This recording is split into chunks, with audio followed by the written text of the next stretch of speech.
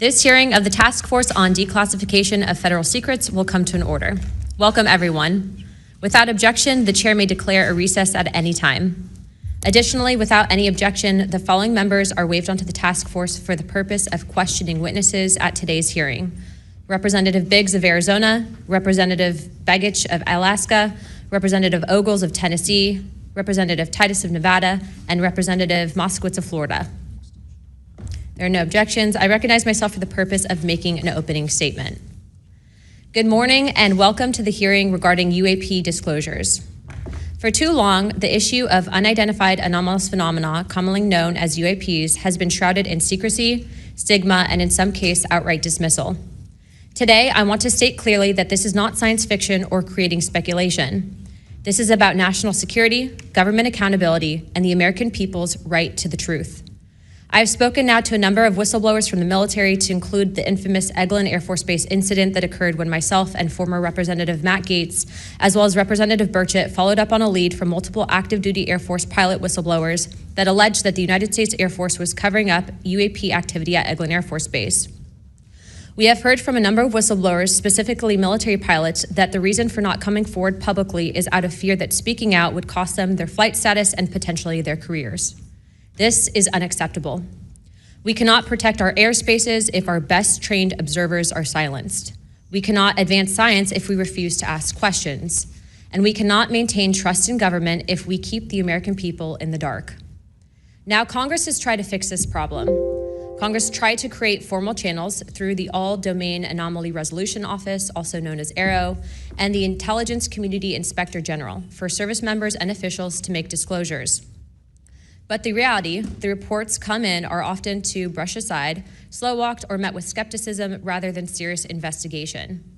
Recently, the former AARO director, known as Sean Kilpatrick, attacked our witnesses and members on this committee. It should be noted that he's a documented liar and brings into question what his purpose at AARO really was if it was not to follow up on investigations and disclose his findings to members of Congress. A former Deputy Assistant Secretary of Defense for Intelligence, Chris Mellon, described a report published by AARO that found no evidence that any USG investigation, academic-sponsored research, or official review panel has confirmed any sighting of UAP-represented extraterrestrial technology. As the most error-ridden and unsatisfactory government report I can recall reading during after decades of government service. Mellon further noted that this was a first error report submitted to Congress without the Director of National Intelligence's sign-off and seemingly excluded input from any scholars or experts who have studied or written extensively about this topic, as would normally be in any other case in this field. Mellon determined that this report failed to fulfill the congressional mandate under which it was required, omitted entire agencies with known investigations or activities related to UAPs, and omitted any discussion of efforts to hide classified or unclassified information about UAP. Such efforts were unaddressed by the report, despite the existence of agency records and investigations concurring with them, including those at U.S. Customs and Border Protection. If we set up offices and oversight bodies only to let them become graveyards for testimony, or worse yet, ruses for pretending to investigate when in actuality there was no follow-up, then we are not doing our jobs. In recent months, Congress has also been presented with evidence that points to technologies that, to our knowledge, are beyond our current capabilities. It is our duty as elected representatives to follow the facts wherever they lead and to ensure that those facts are not buried under classification stamps or bureaucratic excuses. Let me be clear, whether UAPs represent adversarial technology, natural phenomena, or something beyond current human understanding, Congress has a responsibility to investigate. If these objects are foreign in origin, then they pose a direct threat to our national security. And if they represent something unknown, they demand rigorous scientific inquiry, not ridicule, not secrecy, and not silence. The stakes are very high. Adversarial nations are not waiting for us to catch up. They are studying these phenomena as well aggressively, as multiple nations have also announced their own parliamentary investigations into this very topic. If we are to continue to hide information from ourselves, we risk strategic surprise. If we continue to ignore our pilots and service members, as well as countless government whistleblowers, we risk losing their trust. And if we continue to shield the truth from the public, we risk eroding the very foundation of democratic accountability. This is why this hearing matters. This is not about fueling speculation. This is about demanding the basic transparency from the Department of Defense and the intelligence community and other military contractors. It is about asking the questions every American has the right to ask. What do we know? What don't we know? And why in a free society are we being told so little? A major barrier to this committee's inquiry into UAPs has been the lack of cooperation and transparency from the Department of Defense and the intelligence community. In preparation for previous UAP hearings, the committee repeatedly asked the Department of Defense to allow members to view videos and files related to UAP incidences. Unfortunately, the Department of Defense notified the committee staff that due to the department's Special Access Program rules, only members of the House Armed Services Committee, as well as the Defense Subcommittee on House Appropriations, also known as HAC-D, were allowed to be read in onto such programs. For a non-committee member to be allowed to view these documents and videos, individual members must be approved by the chairman and ranking member of both HASC and HAC-D. Independent SAP oversight has presented a consistent problem for Congress, as well as program budgets are classified. Additionally, oversight reporting to Congress is classified and only provided to the authorizing and appropriations committees of jurisdiction. The American people are not fragile. They do not need to be shielded like children from reality. What they cannot tolerate and what they will not forgive is a government that withholds the truth and punishes those who dare to speak up. I want to close with this. Future generations will look back at this moment and ask what we did when presented with the unknown. Did we look away, embarrassed or afraid, or did we pursue the truth with courage? I intend to be on the side of truth, transparency, and accountability, and I hope my colleagues on this task force will be able to do the same. To quote a few elected officials, Senator Schumer has stated, multiple credible sources allege a constitutional crisis over UFOs. Senator Rounds has stated that these are brilliant individuals and they are not making this stuff up. And our current Secretary of State, Marco Rubio, has stated very high clearances and high positions within our government in regards to these whistleblowers. Senator McConnell also described these whistleblowers as sane and credible. And the witnesses today are not alone. In fact, they're far from it. In fact, 34 senior military, government, and intelligence officials have broken their silence. This includes now Secretary of State Marco Rubio, Senator Rounds, Senator Gillibrand, General Jim Clapper, the former director of the government's UAP task force, the former head of aviation security for the White House National Security Council, the former Secretary of Defense, and many more. Again, to quote Secretary of State Rubio in an upcoming documentary known as The Age of Disclosure, even presidents have been operating on a need-to-know basis that begins to spin out of control.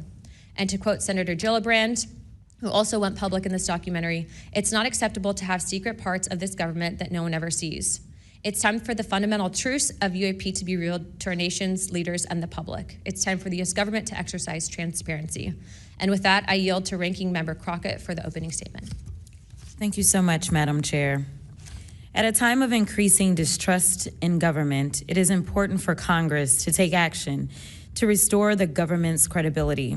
Bringing transparency to an issue of great public interest is a step toward doing just that. So I thank Chairwoman Luna for calling this bipartisan hearing to discuss unidentified anomalous phenomena, or UAP, which is today's term for what was commonly known as UFOs, unidentified flying objects. And while some people think of flying saucers when they hear these terms, it is vital that we focus on the real-world impact of UAPs on critical infrastructure, civilian safety, and national security. There is good reason to believe that most UAPs have origins far closer to home. Currently, NASA has not found any evidence that any UAPs have an extraterrestrial origin.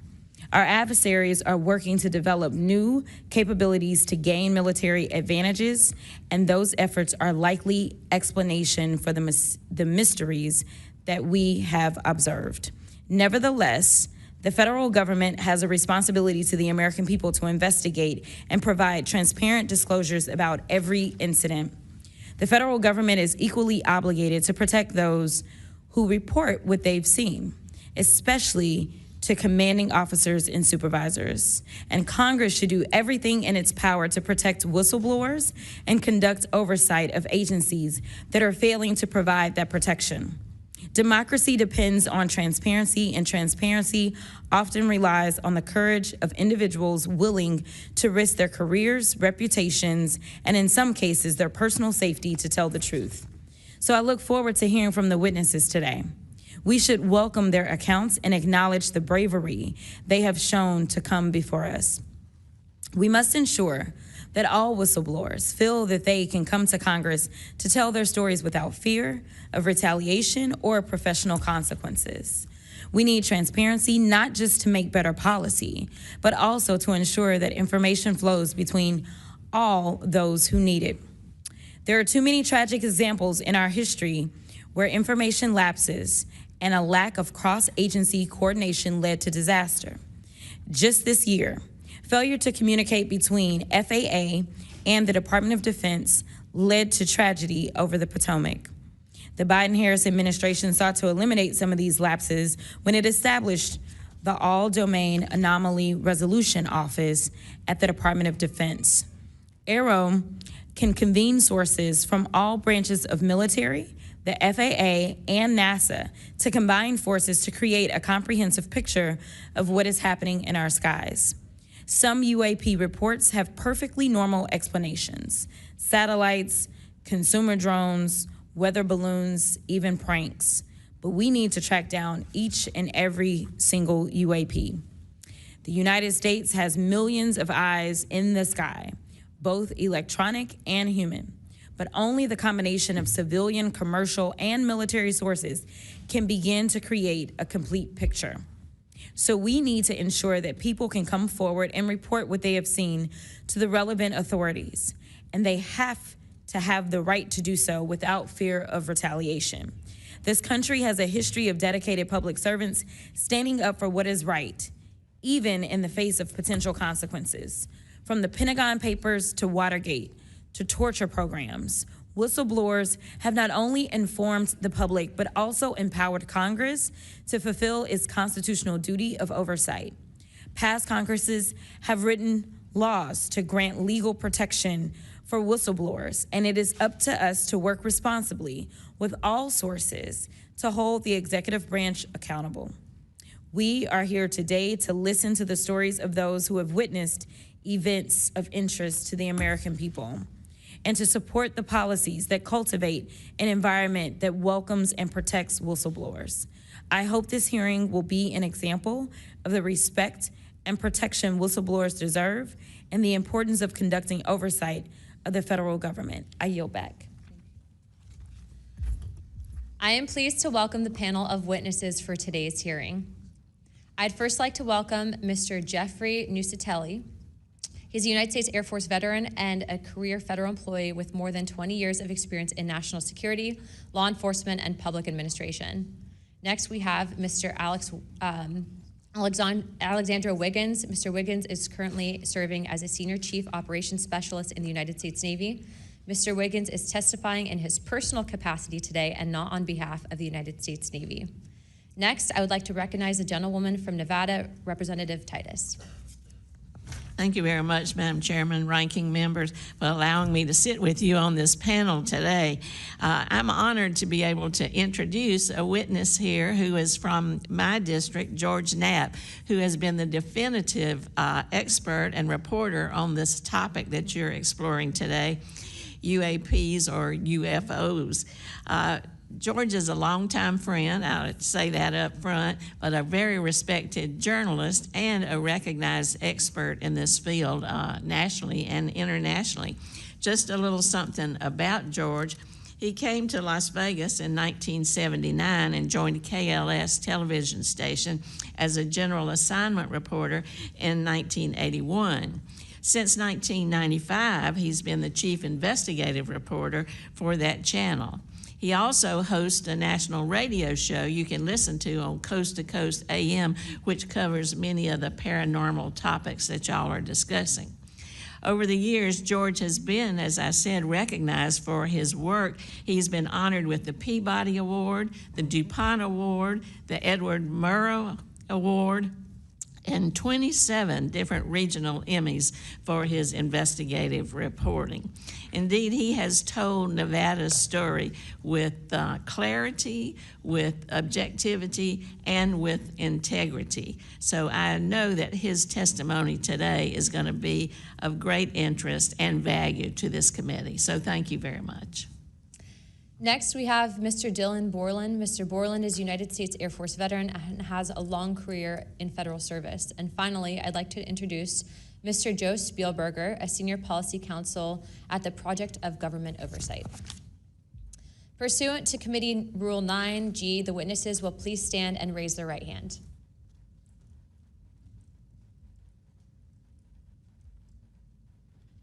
Do you solemnly swear or affirm that the testimony that you're about to give is the truth, the whole truth, and the nothing but the truth, so help you God? Let the record show that the witnesses answered an affirmative. Thank you. You may take your seat. We appreciate you being here today, and I look forward to hearing your testimony. Let me remind the witnesses that we have read your written statements, and it will appear in full in the hearing record. Please limit your oral statements to 5 minutes, but I understand you have a lot to get through, so if it goes a little over, don't worry about it. As a reminder, please press the button on the microphone in front of you so that it is on and the members can hear you.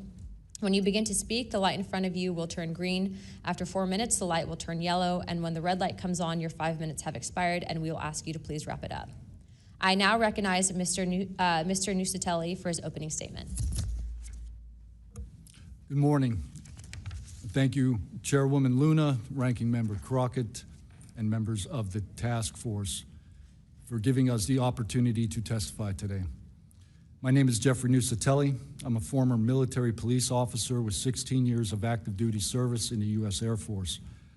I'm here today because the American people have both the right and the responsibility to know the truth about unidentified aerial phenomenon.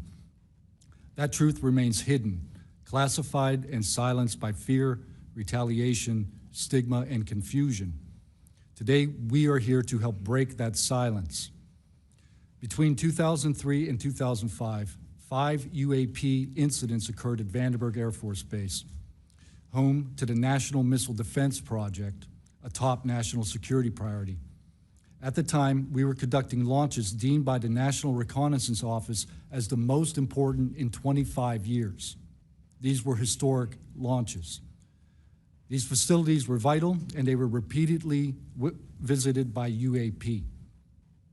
Each incident was witnessed by multiple personnel, documented, investigated, and reported up the chain of command. We sent information up, but we got no guidance down on how to handle these events. I personally witnessed one of these events and investigated others as they occurred. 6 other service members have provided me with the information that I will share with you today. The incursions began on October 14th, 2003, when Boeing contractors reported a massive glowing red square silently hovering over 2 missile defense sites. After several minutes, it drifted further east onto the base and vanished over the hills. This event, now known as the Vandenberg Red Square, was referenced by Representative Luna at the first hearing on this topic. Official Air Force records of this event are in possession by Aero and the FBI. Later that night, while I was on duty, security guards at a critical launch site reported a bright, fast-moving object over the ocean. I responded to the incident. Chaos ensued over the radio as the object approached rapidly.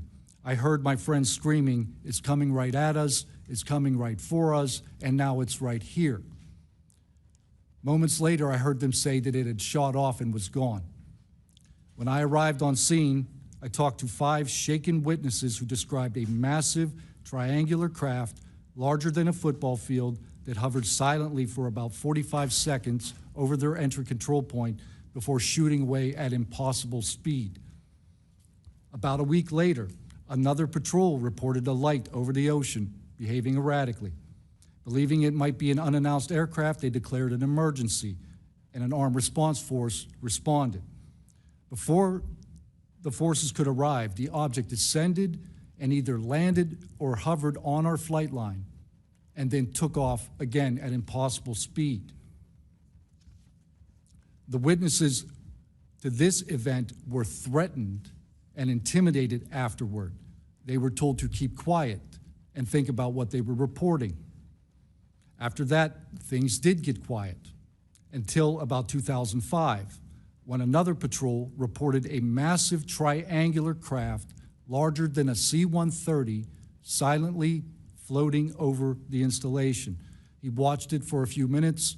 It traveled west and disappeared into the night. And then I had my own encounter, again in 2005. I was off duty, sitting in my backyard with 2 other police officers when we noticed what first appeared to be a satellite in orbit, but it wasn't acting like a satellite.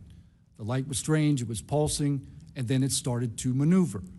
It dropped in elevation. At times it would vanish from view and reappear in a different location in the sky, and eventually it reappeared 200 feet over my house. It was a 30-foot diameter sphere of light. My friends and I watched it for a moment, and then it gently accelerated and traveled up and disappeared into the stars. These events profoundly changed my life and the lives of my friends. We stand at a pivotal moment in history. The question is no longer whether these events are real, but whether we have the courage to face them. True leadership requires vision, a willingness to confront the unknown with transparency and resolve. So I ask the Congress to help we the people enact this vision. There are 3 goals. Fund independent research and treat UAP study with the same seriousness as we would any other scientific field.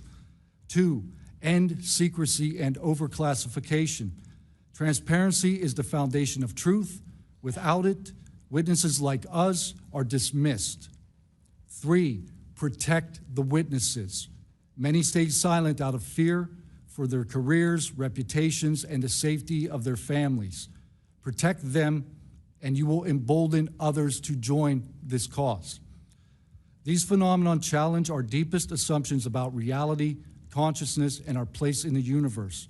Exploring them can unlock transformative breakthroughs in technology, biology, and human understanding. Let this be the moment when America chooses courage over fear, transparency over secrecy, and progress over stagnation. Let's show the world that our nation leads not only through strength, but through fearless pursuit of the truth. Thank you. Thank you, Mr. Nusatelli.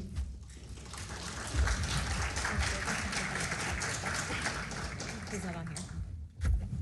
I now recognize Chief Wiggins for his opening statement.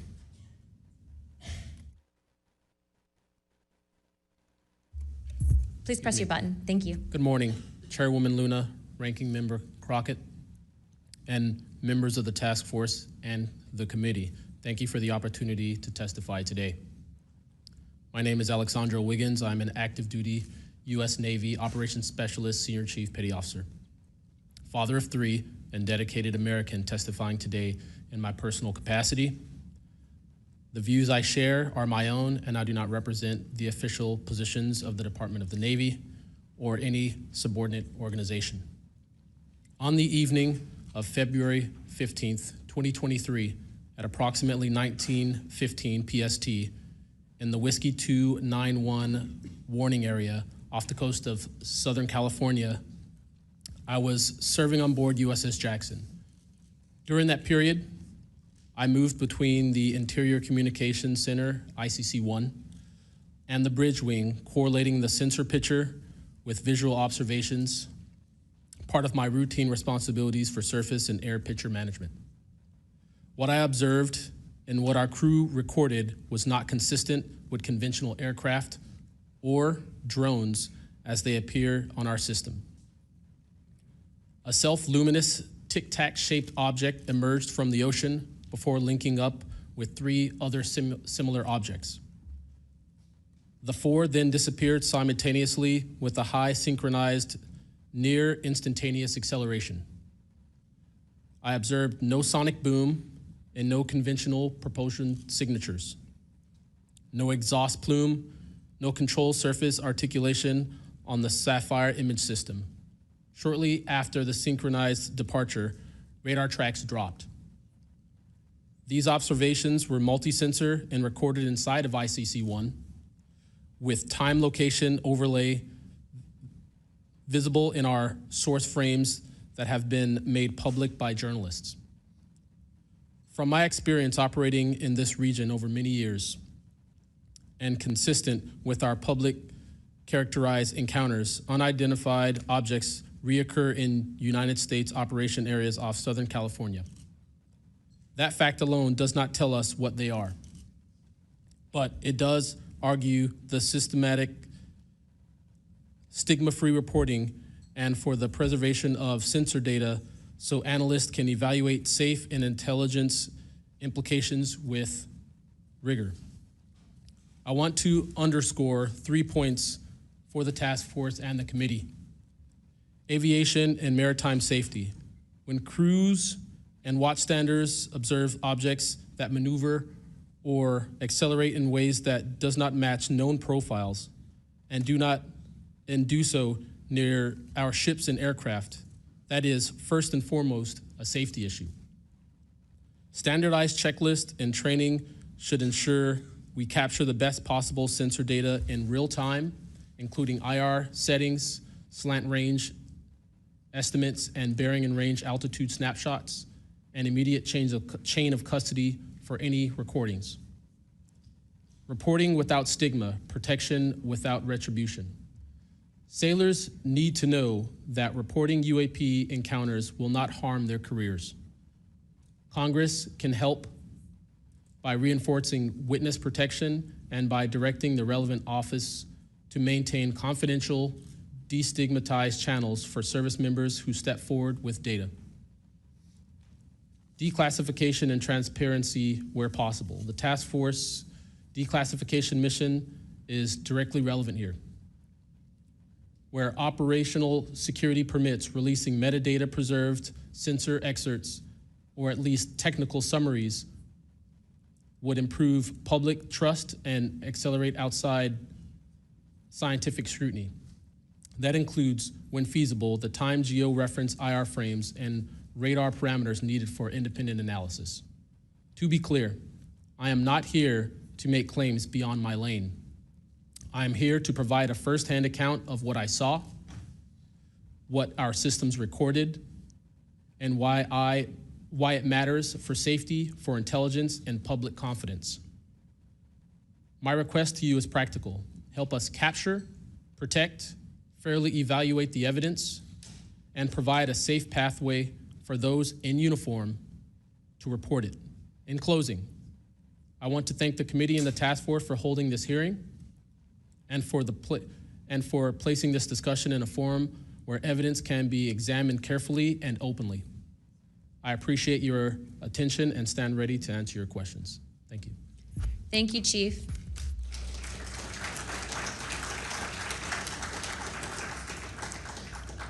I now recognize Mr. Knapp for his opening statement. Good morning, Chairwoman Luna, Ranking Member, Ms. Crockett, and members of the task force. And Dina Titus, I just knew we were going to get you involved in this topic at one point. Great to see you here. I'm George Knapp, Chief Investigative Reporter at KLES TV in Las Vegas. I began my pursuit of this weird mystery way back in 1987, and for 38 years, I've always approached this as a news story. It's not a matter of faith or belief. To me, it's a story, and it's an important one. I'm proud to be here alongside these witnesses today, men who have seen strange things and stepped forward to tell the world about it. Whistleblowers and witnesses who step up are routinely insulted, belittled, or worse. They risk their reputations, their careers, their clearances, their livelihoods, and sometimes much more than that, even their freedom. I know that one of the goals of the task force here is to figure out ways to protect whistleblowers and witnesses, and it's a tall order because so many of the things that happen to witnesses like these are extra legal. They're carried out by persons unknown, as Mr. Dave Grush, sitting up at the top of the room, knows all too well, including events in recent days that have happened to him. I want to share a couple of things that I've learned along the way on this long journey, and I submitted most of that in written form because I estimate that my statement here today would take about 4.5 hours, so I'm going to try to jump over and touch on the more important salient points.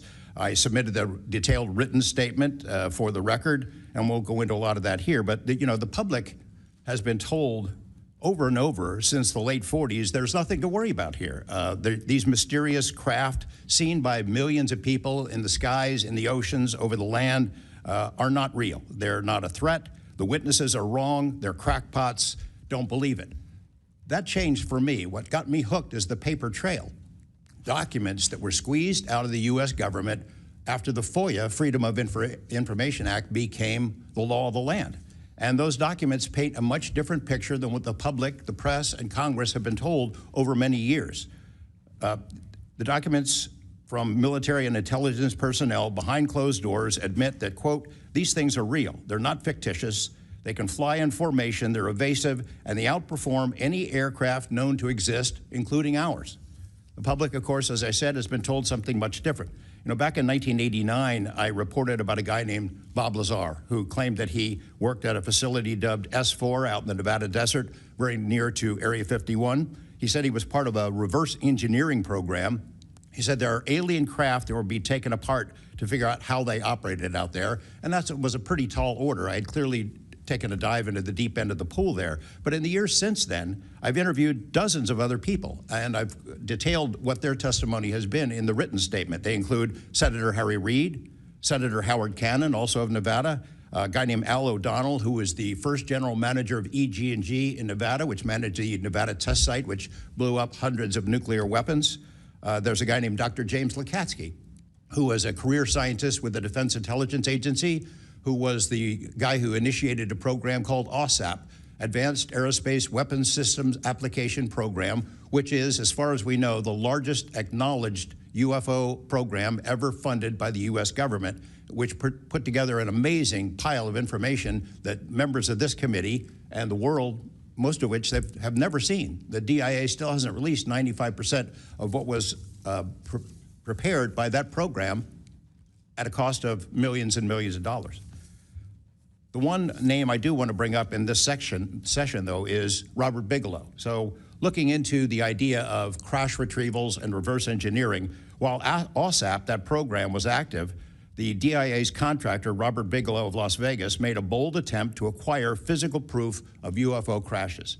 It's been widely reported and suspected that Lockheed Martin is one of the contractors, the defense contractors, that has held this stuff, stored it away in secrecy, and tried to figure out how it works.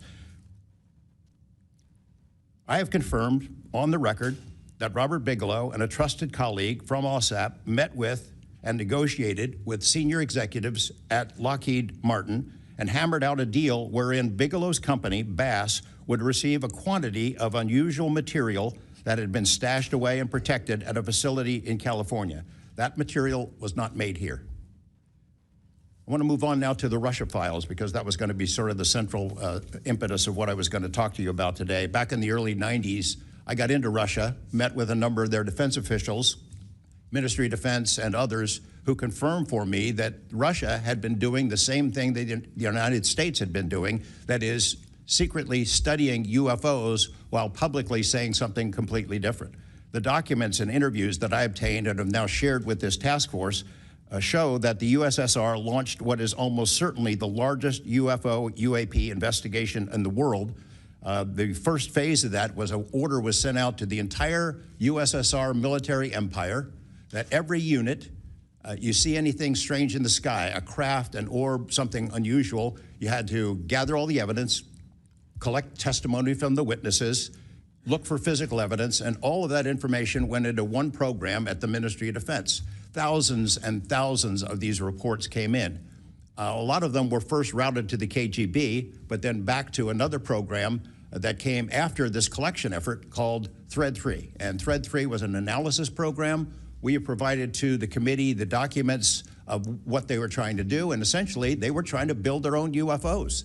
They were using the information from their observations and studies to try to figure out the technology. The guy who was in charge of that program, Colonel Boris Sokolov, told me that their goal was to basically develop technology that would be superior to anything we had. based on what they learned from UFOs. Mr. Knapp, just in the name of time, Sure. to my understanding, did you have anything you wanted to submit for Congress to see in this committee? I have submitted those documents. Would you like to play any videos? Do you have a video that you would like to play? I don't think it's for me to play. No, that was for Alexander. Yeah, Alexander's video. Okay. You could play it, he could narrate it. Okay, we can, in the name of showing that video to everyone on task force, we'd like to play that video at this time. Sure.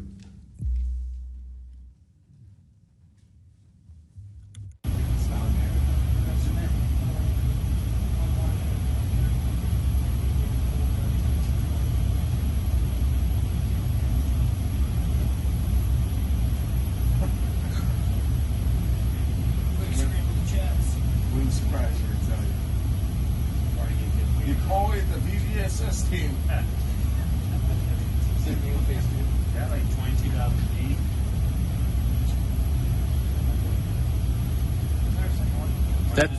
That shit took off earlier.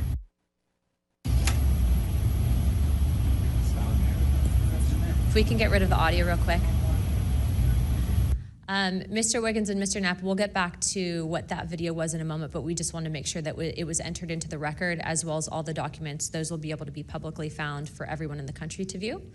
If we could, Mr. Knapp, we'll continue on the line of questioning, but I'm going to move on to Mr. Borland's opening statement. Good morning, members of the task force and the committee. I would like to express my gratitude for being invited to testify to the current task force created under the People's Chamber and the American public. As an American citizen, veteran, and intelligence community professional, it is an honor and a privilege to serve under oath before you on behalf of our country. I speak for myself and no former agency or company I have been previously affiliated with. My name is Dylan Borland, a former 1N1 geospatial intelligence specialist for the United States Air Force in an active duty enlisted capacity from 2010 to 2013. I've also been employed with BAE Systems and Intrepid Solutions as a senior analyst, expert in analyzing video, radar, and advanced electro-optical imagery for official identification of aerial order of battle, as well as naval and ground order of battle. I'm a federal whistleblower, having testified to both the ICIG and ARROW with direct firsthand knowledge of and experience with craft and technologies that are not ours and are reportedly operating without congressional oversight. Because of my direct knowledge of the reality of certain legacy UAP programs, my professional career was deliberately obstructed, and I have endured sustained reprisals from government agencies for over a decade. From 2011 to 2013, I was stationed at Langley Air Force Base, Virginia, conducting 24-hour operations via manned and unmanned aerial vehicles for Special Operations Forces in the global war on terror. During the summer of 2012, my team was on standby for weather, and I returned to my barracks on base, and at approximately 0130, I saw an approximately 100-foot equilateral triangle take off from near the NASA hangar on the base. The craft interfered with my telephone, did not have any sound, and the material it was made of appeared fluid or dynamic. I was under this triangular craft for a few minutes, and then it rapidly ascended to commercial jet level in seconds, displaying zero kinetic disturbance, sound, or wind displacement. Some years after that experience, I was further exposed to classified information from the UAP legacy crash retrieval program through a sensitive position I held within a special access program. During this time, intelligence officers approached me in fear for their own careers, citing misconduct within these programs and similar retaliation that I was already enduring at this time. These issues include medical malpractice committed by Veterans Affairs staff, denial of work I performed while enlisted in the United States Air Force, forged and manipulated employment documents, workplace harassment, including colleagues being directed to not speak with me, manipulation of my security clearance by certain agencies, blocking, delaying, and ultimately removing my ability to be employed within the IC. The retaliation I face and the retaliation against individuals I know who worked in these programs is what convinced me in March 2023 to become a whistleblower. I came forward out of concern for people's lives and to ensure I did everything I could to let our elected representatives know the truth about what is really happening in the executive branch. At the end of March 2023, I agreed to meet with ARROW following the suggestion of other federal officials believing it was what our nation required of me. I had reservations with ARROW due to assessments they were reporting publicly at the time as a misrepresentation of the truth. Because of these concerns, I did not share sources and methods information in order to protect current and former federal personnel who had firsthand exposure to technologies of unknown origin. I did not want anyone to face further retaliation beyond what they had already endured. And unfortunately, a staff member ended up getting in some trouble because of that. After David Grush testified under oath in the summer of 2023 and provided historic disclosure, I was then asked to go to the ICIG and did so in August 2023. It was very clear early on during my intake interview, which was video recorded under oath, that the objective was to solely assess how much I know and not move forward with an investigation with new information I provided them. The aftermath of that IG complaint still troubles me to this day. Since my ICIG complaint, I've been prevented from resuming prior employment and can confirm I'm still blacklisted from certain agencies within the intelligence community. In addition, multiple agencies attempted phishing attacks to assess what I had divulged to the Inspector General, including being asked to disclose details of my ICIG complaint during a CI polygraph for a position unrelated to UFO UAP matters as recently as November 2024. As I sit before you today, I and many other whistleblowers have no job prospects, no foreseeable professional future, and a nation every single one of us came forward to defend. Numerous individuals have come forward in various ways to reveal the truth of the UAP reality as patriots and defenders of our nation. Yet many feel discarded, isolated, hopeless, separated from the country they serve. Efforts to rectify this situation for all whistleblowers have been difficult and troubling. And to my fellow whistleblowers and officials who know this information, I offer you my apology, something that I have never gotten, and I'm giving it to you. I swore an oath to the Constitution of the United States, an oath that demands truth and transparency for our democratic republic to function. Each day, these truths remain hidden from our citizens. Humanity drifts further from the principles our nation was founded to uphold. Each day, victims of crimes committed by agencies and companies maintaining this secrecy are denied justice as another day our Constitution is shredded. In 2023, Patriots provided this committee and the executive branch with undeniable proof of the UAP reality, and I commend your continued commitment. The future of humanity is one which we either travel to the stars or regress to the Stone Age with this technology. My career has been to deliver critical information to decision makers. Your role as elected by your representatives is to act on it. The time to act is now. Thank you.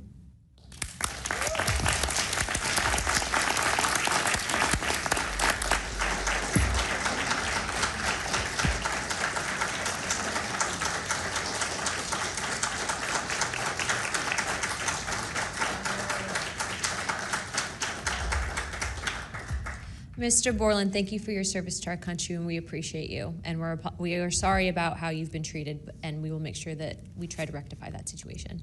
Thank you, ma'am. Mr. Spielberger, please, your opening remarks. Chairwoman Luna, Ranking Member Crockett, and Task Force members, thank you for the opportunity to testify here today about the importance of strengthening whistleblower protections, especially in the context of national security. I'm a senior policy counsel at the Project on Government Oversight, a nonpartisan independent watchdog organization that investigates and exposes waste, corruption, abuse of power, and when the government fails to serve the public or silences those who report wrongdoing. Whistleblowers are the first line of defense to root out waste, fraud, abuse of power, and corruption in our government. Congress relies on whistleblowers so that it can fully exercise its oversight and legislative authorities. It's understandable that former presidents of both parties have often taken a hostile approach toward whistleblowers. Their disclosures can embarrass the president and their political party or even lead to a national scandal. But whistleblowers continue to play a vital role during both Democratic and Republican administrations. They help Congress and the public identify and understand what government corruption looks like. Their disclosures fuel investigations and allow us to address wrongdoing and hold those responsible to account. That's why historically there's been a strong bipartisan consensus in Congress to support and protect whistleblowers. Doing so protects the country and ensures our government is more responsive and accountable to the people. National security whistleblowing in particular is a tradition going back to the founding of our country, and over time, national security whistleblowers and their disclosures have impacted some of the most fundamental issues and questions about how we wish to be governed and how our government can better serve its people. From the role the U.S. plays around the world to holding powerful actors accountable, government ethics and transparency, human rights and civil liberties, executive branch authority, First Amendment freedoms of speech and dissent, freedom of the press, and the public's interest and right to know. Despite this invaluable public service, blowing the whistle comes at great personal risk. Whistleblowers risk losing their jobs, careers, livelihoods, and reputations. They can face retaliatory investigations, lawsuits, and even serious criminal charges. And they can endure deep mental, emotional, and psychological harm. All of that risk to speak the truth, to ensure that agencies fulfill their core missions, and that they serve the best interests of the people. Those who retaliate against whistleblowers don't just violate their legal rights, they inflict real harm on our government and betray the public's trust. Targeting whistleblowers instead of the corruption they expose wastes agency resources and further allows that corruption to continue unaddressed. It can instill a chilling effect across an agency, fostering a climate of fear and distrust, quieting dissent and free speech, and deterring potential whistleblowers from coming forward in the future. Whistleblowers are often some of the most dedicated and principled public servants we have because of their willingness to put themselves on the line to do what's right. And Congress has historically supported them, again, on a bipartisan basis, but unfortunately, whistleblowing has increasingly become more politicized, with support for whistleblowers often hinging on which party is in power and which party is politically inconvenienced by the misconduct being exposed. But to be clear, targeting whistleblowers individually risks undermining whistleblowing, period. POGO advises members of Congress on both sides of the aisle to focus on the evidence, not the individual. We will always need whistleblowers to achieve the government that best serves its people, because when people of conscience, integrity, and good character refuse to speak up out of fear, complacency, or self-preservation, and leave corruption to fester behind closed doors, that is probably the most dangerous risk of all. If we are serious about increasing government transparency and restoring the public's trust, we need public servants committed to the truth. Whistleblowers need safe and effective channels to make lawful disclosures.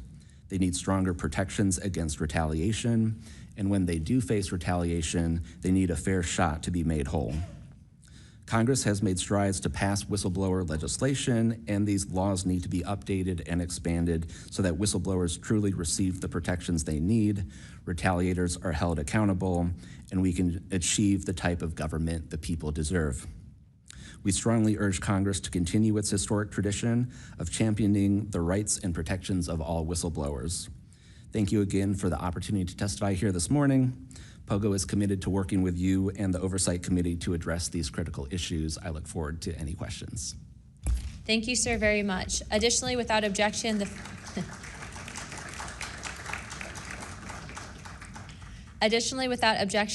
following members are waived onto the task force for the purpose of questioning witnesses at today's hearing: Representative Perry of Pennsylvania and Representative Grothman of Wisconsin. Sorry, and Representative Biggs from Arizona. I already got you, but yeah, we're good. Without objection, so ordered. I now recognize myself for 5 minutes of questioning. Also, as my friend Mr. Moskowitz might have to go, would you like to go now? Okay, all right. Mr. Borland, in your testimony, you described witnessing large triangular craft while stationed at Langley Air Force Base in 2012. Can you explain what you observed in terms of size, behavior, and why you're confident it was not conventional technology? Great question, ma'am. So on the base, I lived in the barracks. There was a little smoke pit outside. I was there on the telephone and looking across to the flight line, and I see a white light pop up and stop about 100 feet in the air. I thought it was a weather balloon. I've seen tests from there before, weeknight, normal thing, not surprising. I actually finished my cigarette and I began walking up towards the flight line. There is a track, and because I was on 3 months of night work, I would walk the track at night when we were weather down. And as I began walking towards the light, towards the flight line and the track, the light then flies across the base, across the flight line, and as it flies to me, a triangle manifests around the light. I can't tell you if it's active camouflage. I can't tell you if it appeared around the light, but I can tell you that it was a white light and then it was a triangle.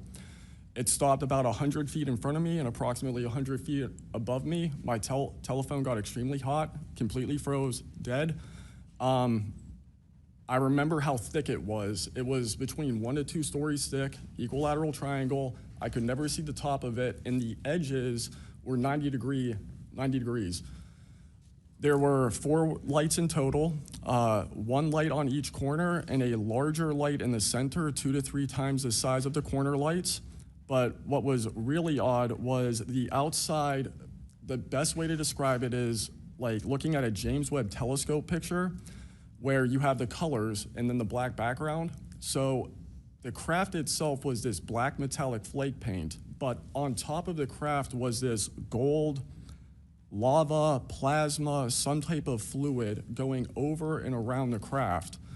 I'm under this for about 2 to 3 minutes, and then the center light flashes 2 to 3 times, no sound, immediately shoots up to commercial jet level minimum, in my opinion, and I immediately feel static electricity all over my body, and then I smell the smell of after a thunderstorm or lightning storm, that really strong summer thunderstorm smell.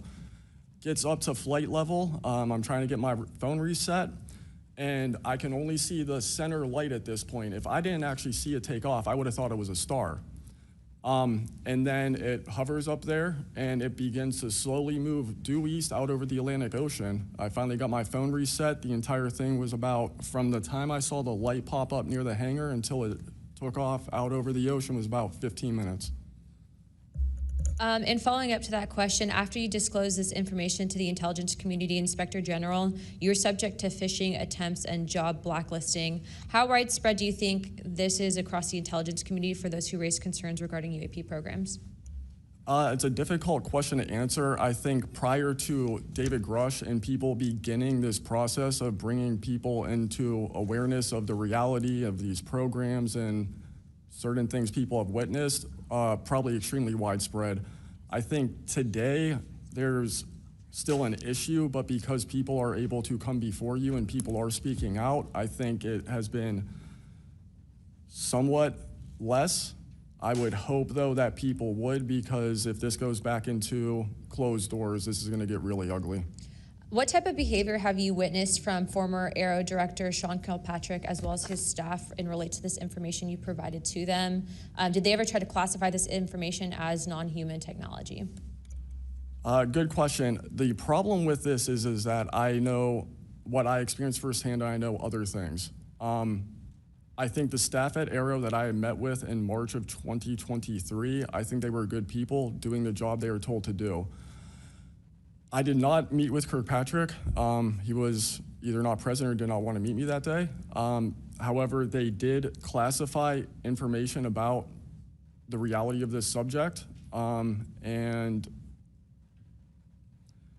it was very concerning because in my Aero MFR, they had actually referenced a former staff member that was the one who told me to go there, and they probably shouldn't have done that.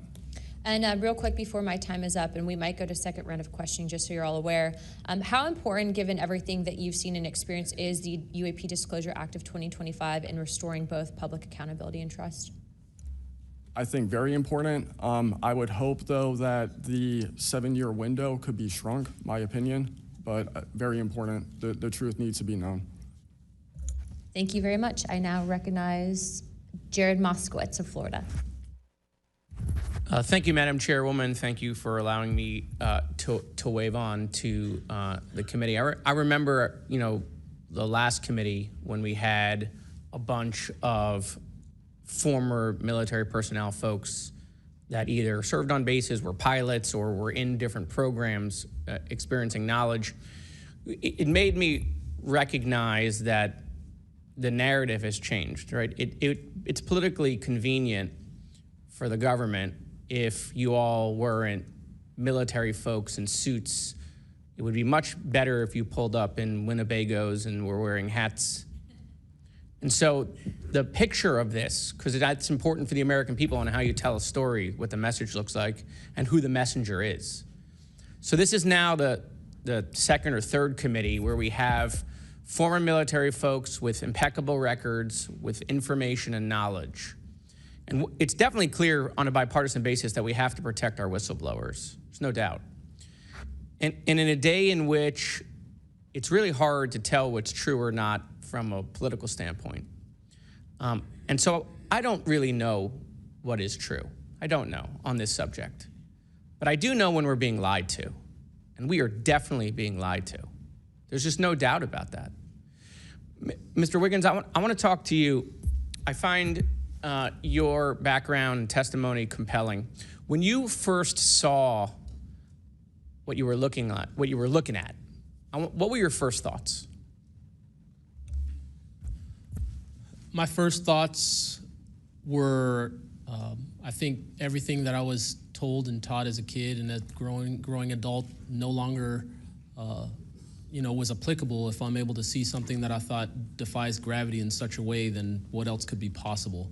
That was my first thought. So did you think what you were looking at was a weapons program that you were unaware of, or did you think what you were looking at was obviously some extraterrestrial piece of technology? Neither one of those crossed my mind. It was just. How about now? What do you think it is now? I'm not the expert. I think it. I want to be as skeptical as everyone else and just hope to know the information. Anyone in the U.S. government tell you what you were looking at to try to dissuade you from what you thought it was? No. So no one was like, oh, there was some anomaly with the technology. No one from the government did that? No one. How do you think you were treated when you reported this information or have talked about, the Tic Tac video is well out there. It's well reported. How were you treated? I've had no pushback at all. I haven't had anyone reach out to me or try to, dissuade me in either direction, militarily speaking. So I was treated fair, and I appreciate the Navy itself with assisting me with coming here to being able to testify. That's good. So what do you think the American people should take away from watching your video, right? Because when we watch it, obviously, right, we've never seen anything like that. It defies what we know to be technologically possible. What are we supposed to think? Someone's lying about something. Someone's hiding something, right? That's not normal what you looked at. I think what the American people should think when seeing that video, along with others before me, is that there is something out there, and we should know as the people what it is. Right, and so let's eliminate possibilities. So they didn't come to you and say there was a technological error with what you were looking at. So we put that aside, right? They didn't say it was broken. So we look at that and we see something. So it's either a weapons program being reverse engineered by our governments or other governments, or it's nobody's government, and it's not from here. Those are it. You agree with that assessment? I agree. One or the other. Mr. Borland, when you first experienced what you were looking at, what did you do next? Like, what was your next step after it had passed and you were done? I actually kind of laughed to myself and said, okay, so this exists as well. Worked in enough programs, been exposed to enough that I was like, okay, so this is a real thing. I went back, walked the track, talked with a couple of my friends about it. I did talk with some of my coworkers, one in particular, which I thought was a joke, and it definitely wasn't, was like, you probably should never say this to anybody. And then what happened to me happened, so. What about you, Mr., how do you pronounce your last name? Nicosia. Nicosia. And sorry, I know I'm running out of time, Madam Chairwoman. So obviously your incident happened well before we could record things on cell phones and things of that nature, right? What did you do when you first experienced? Because what you saw, right, you saw it happen like right out of your base. Correct. So tell me what you did after you saw that. What was like your next move? And I want to hear what your experience was. My next move, I went into my house after it left. I made sure no one had been abducted, and I picked up the landline. I called the Security Forces Command Center. I reported it. I requested that they give me a call back and make notifications up the chain of command. I got a call back in about 15 minutes. They reported that the weather station reported no balloons or aircraft, nothing on radar, no aircraft inbound or outbound. So I got that notification. And then within the following day or two, me and the other witnesses wrote statements. We prepared a report, and then we filed all that information. Madam Chairman, thank you for your indulgence in my questioning, and thank you for continuing to lead on this subject. What do you and your friends think about it today? You all have talked about it. Yeah. I mean, so what do you think about your experience as a collective group? That'll be my last question, Madam Chairwoman. I mean, we've been talking about this for 20 years. We don't know what we saw. What we saw changed our lives in the way we think about everything. It was incredibly profound. The object I saw, I don't even know if it was an object. It was a light. It was an orb. It didn't look like a craft, but it did look solid. And that's what we talk about. We noticed the object, and this was a pattern across all the encounters. Someone would see a light. They would pay attention to the light. And then the object responds. It performs for you. And then they come down and they investigate you. So it's almost like they're curious. So that's the thing we primarily talk about. Why did it come after we noticed it? Maybe it noticed us after we noticed it. You're welcome. I now recognize Representative Mace for 5 minutes. Thank you, Madam Chair, and I want to thank all of our witnesses for being here today. Mr. Borland, I'd like to start with you and ask a few questions. Were there any other witnesses when you saw the equilateral triangle? Were there other witnesses that saw the same thing? Not to my knowledge, ma'am. At that point, the only people that would be awake is those of us that were doing operations for the GWAT and then security forces, so not to my knowledge. And do you think that, in your opinion, that the equilateral triangle was the U.S. government's technology? I did once upon a time, but knowing what I know now, I'll have to answer that question as skiff, probably. Well, my next question is, you teased us, so knowing what you know now means what? I know enough to know that if you want an answer to that question, go to Arrow.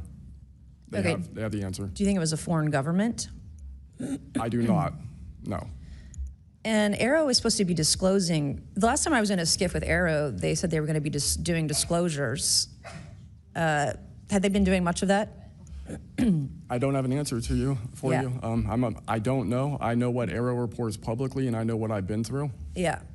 And some of this stuff can be, I think, debunked, right? Sometimes there are weather balloons that look kind of a little funky, or drones or whatever, depending on the angle, direction, speed, etc. Are you scared for your safety? That's a complicated question. So being here today, if I say the wrong word, technically I can be charged with espionage. Espionage is a death penalty. Whistleblowers have faced it. John Kiriakou, for example. I am not scared for my physical safety in the sense of an agency or company coming to kill me, but I have no job. My career has been tarnished. I'm unemployed, living off of unemployment for the next 3-4 weeks until that's gone.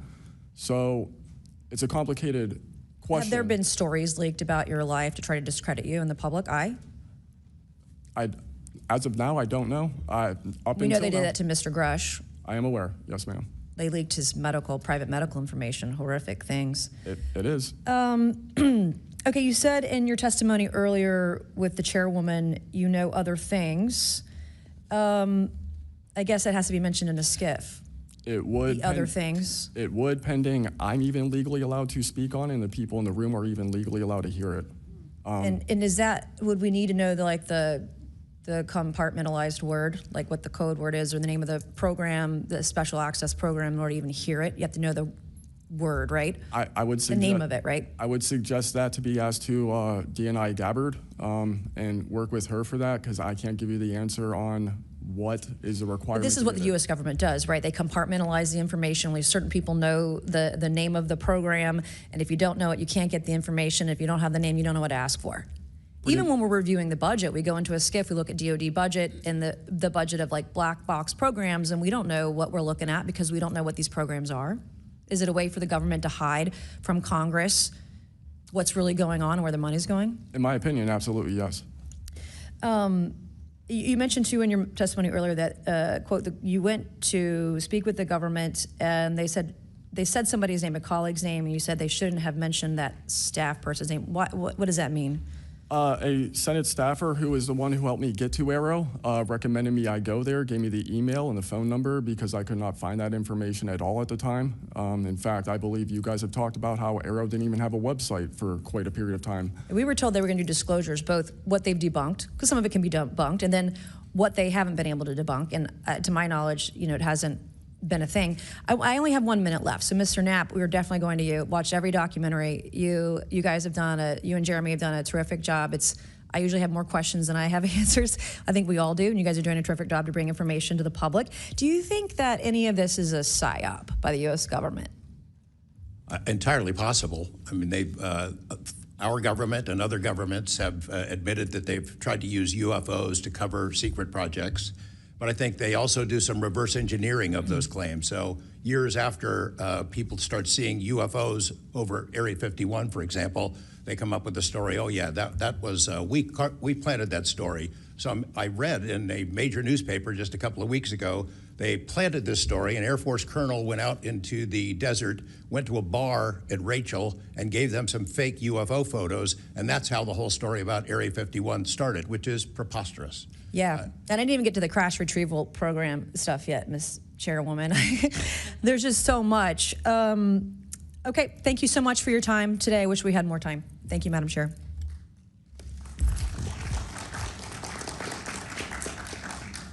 I now recognize Ms. Crockett for 5 minutes. Thank you so much, Madam Chair, and thank you so much to each of the witnesses that have come before us today. The federal government has had a long-standing overclassification issue in general. We all know that, from the assassinations of MLK and Malcolm X to the COINTELPRO and torture programs to now UAPs. The federal government has kept the American public in the dark about issues of immense public interest. The federal government has routinely made excuses for failing to provide transparency to the public, the most common of which is national security concerns. Mr. Spielberger, can you provide an example of when national security was inappropriately used as a pretext for classification? Congresswoman, probably one of the most infamous examples of that is the 9/11 Commission that found that overclassification was a key factor in the failure to adequately prevent the attacks of that day. In addition to that, what lessons from these oversight failures should guide Congress in approaching UAP oversight? Generally speaking, we would advise this Congress to ensure that agencies adopt a general policy in favor of disclosure instead of a knee-jerk needing to overclassify information in documents. We should ensure that when information is classified or deemed sensitive, it's only for legitimate national security and privacy concerns. And we would recommend adding additional factors to the considerations of cost, value, and certainly to the extent that it's critical for the public interest and the public's right to know, especially when we are talking about these very serious national security concerns and implications.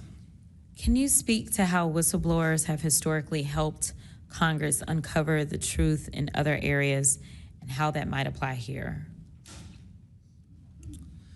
Absolutely. So again, Congress has always relied on whistleblowers coming forward and making disclosures in a number of different issues across different agencies, anything from national security to airline safety, railway safety, environmental concerns, workplace health and safety, a lot of issues coming out of the COVID pandemic, for example. Whistleblowers have come forward with important disclosures on just about any critical issue affecting our government and affecting the American people, all of which have grave implications for the rights and protections that we have and how we live our lives in communities across the country. How important is it for whistleblowers to have strong protections when it comes to UAP-related disclosures or disclosures of other topics of excessive government secrecy? It's absolutely vital. This has been one of the disappointing failures of doing this work, of advocating for stronger whistleblower protections. We recognize the invaluable public service that brave whistleblowers play in coming forward, again, taking all of these risks that we've heard about just to speak the truth, to get important information out in the public consciousness, but they can only do so when we have safe and secure channels for reporting, when there is trust in the independence of agency watchdogs like inspectors general, like the Office of Special Counsel, like the Merit Systems Protection Board, that play critical roles in investigating whistleblower disclosures and enforcing the protections of whistleblowers. All of that is essential to allow whistleblowers to keep coming forward and playing these incredibly important public roles. Thank you so much. Let me just say this. People look at Congress, especially now, and they see a lack of unity. They don't see the ability for us to come together really on much of anything. I will say that I do applaud the chairwoman and the work of this committee because for once I feel like we are focusing on governing, which should be about transparency. The reality is that we cause more harm than good when we allow a lack of transparency to fester.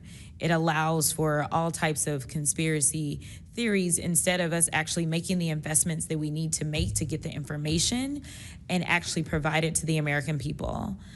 The reason that I wanted to focus on making sure that we answer some questions specifically around the protections of those that are willing to come forward is because the only way that we can make this government actually work for all of us is if no matter where you are in this federal government, you feel as if you are safe when you come forward with information of any issue. And so I do want to thank you for all of your stories.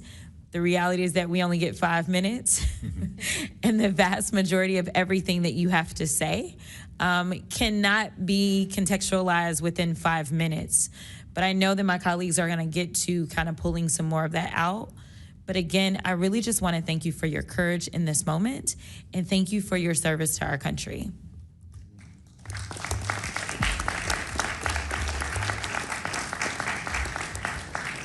I now recognize Mr. Burchett from Tennessee for 5 minutes. Thank you, Chair Lady, and thank you, Ranking Member Crockett. I see a lot of friends out there, and I see a couple enemies, so I'll kind of remember that. But it's a pleasure being here. I want to remind people, too, this thing is an ongoing deal. We're not going to get this overnight. We've been fighting this battle, some of y'all, for 30 years and maybe longer. I hope we just keep focused on what we're trying to get to is total disclosure. We get a little wrapped up in a lot of things, but the government has something and they need to turn it over to us. We pay their dadgum salary, you pay our salary, and you ought to get more out of us than you do. And that's what disgusts me about this whole thing. I think they're just trying to run the clock out on us, really. They'll poke us a little and they'll make jokes to us and try to pull us off the target, but I think we know where we're at. And that's why they're firing at us, because we are over the target. My first question is Mr. Knapp. I recently introduced the UAP Whistleblower Protection Act to help provide whistleblower protection to federal personnel for disclosing the use of federal taxpayer funds to investigate UFOs. I still don't want to say UAPs. How can Congress further increase whistleblower protections? I think you got to unleash the dogs and go track down the money and where it goes, because a lot of this stuff has been moved out of government. Sure. As you know, Rep. Burchett, it's been given to private contractors who stashed it away. They've had it for so long that there's nobody left inside government, or very few, who know where it is. And they do that to keep us from FOIA, correct? Yeah, it's to keep it from FOIA. And I think that the contractors who've had this stuff for a very long time set their own standards about who is allowed to know what. And it's a very small group that ever cracks that. I think Representative Luna has been looking at the use of classifications to hide things.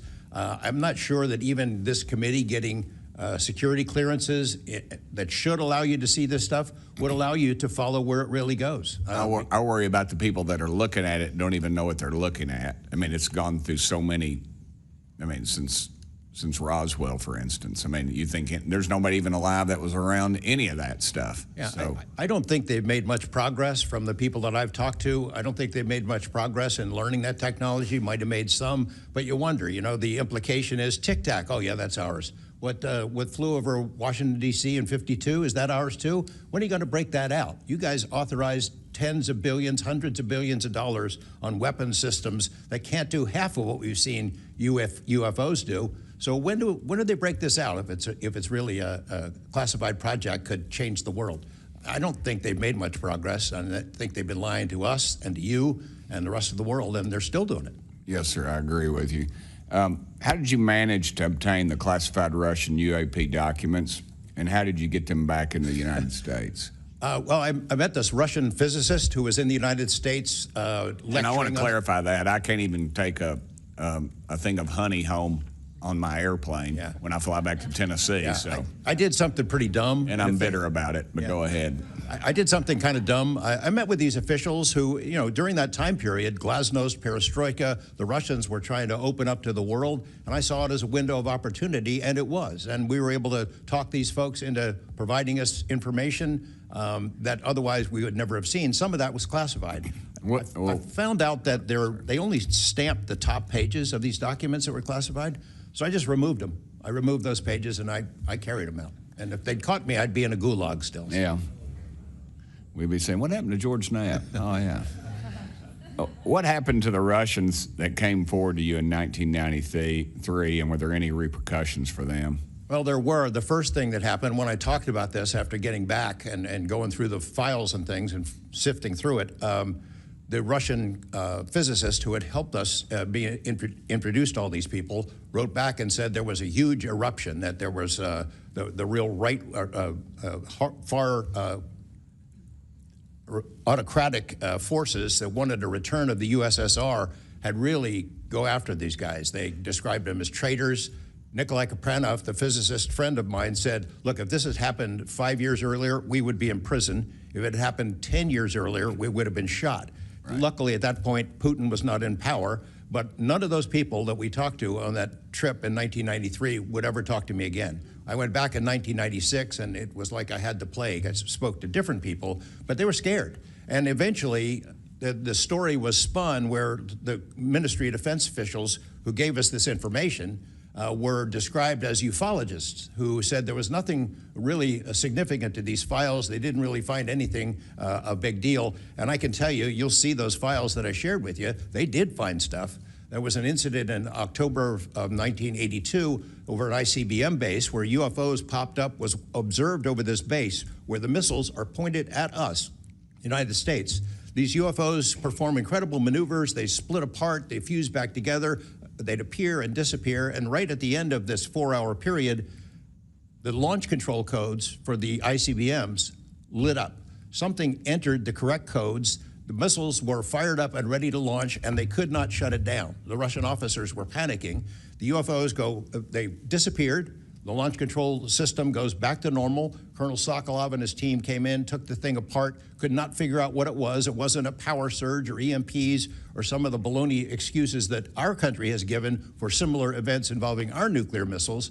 They thought it was a message from wherever the UFOs were from. And that's a chilling thing. I mean, we were a couple of seconds away from World War III starting, and the UFOs were responsible for it. All right, I'm out of time, but real quick, who are the contractors that have this material, the corporations? Well, one of them is Lockheed, And I'll tell you, I mean, you know, I'm not saying Lockheed's the bad guys. They're doing what they were asked to do. Sure. They have lied about this because that's what they're supposed to do. But Lockheed would be one. There's a list I can give you, Congressman. Some of the big ones, the usual suspects. Okay, thank you. Yield back, Chair Lady. Sorry for going over. It's all good. It's all George Knapp's fault. I now recognize Ms. Boebert for 5 minutes. Thank you, Madam Chair. Chief Wiggins, based on your training and operational experience, could the behavior that you witnessed, a transmedium object vanishing without a sound, be explained by any known technology that we possess or other governments possess? It cannot. No. And has any government agency debriefed you or any of your shipmates regarding the EOIR and radar confirmed UAP encounter aboard USS Jackson? No one has, no, ma'am. What was that encounter like when you brought that up? If you want to briefly summarize that, when you brought that to their attention and then you were not provided any follow-up, who was told and how did you feel when there was no contact back to you? As far as the actual incident happening, Yes, or sir. the reporting level? Yes, Chief. It was within the event happening. My duties are to report to the tactical action officer on watch while we're standing watch. So tactical action officer was there. I made my report.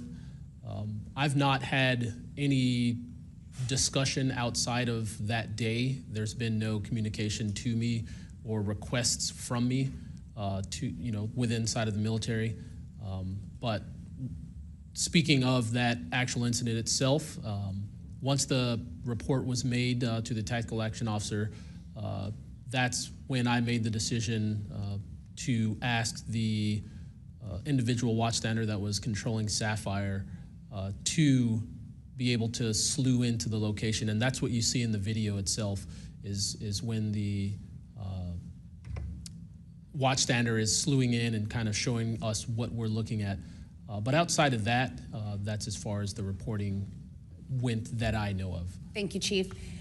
Just for the sake of time, Mr. Nusatelli, has RO, the Air Force, or the FBI ever followed up with you personally about the Red Square event? I did have follow-up by Aero, nothing with the Air Force. The Aero office updated me, I think, at least 2 times. They let me know that they were unable to locate any records, that the records had been destroyed by the Air Force. The Air Force is destroying all their police records every 3 years on a schedule. So You were informed that these documents were destroyed. Well, I have a Freedom of Information Act from the Air Force that states clearly that they destroy all police records on a 3-year schedule. Okay.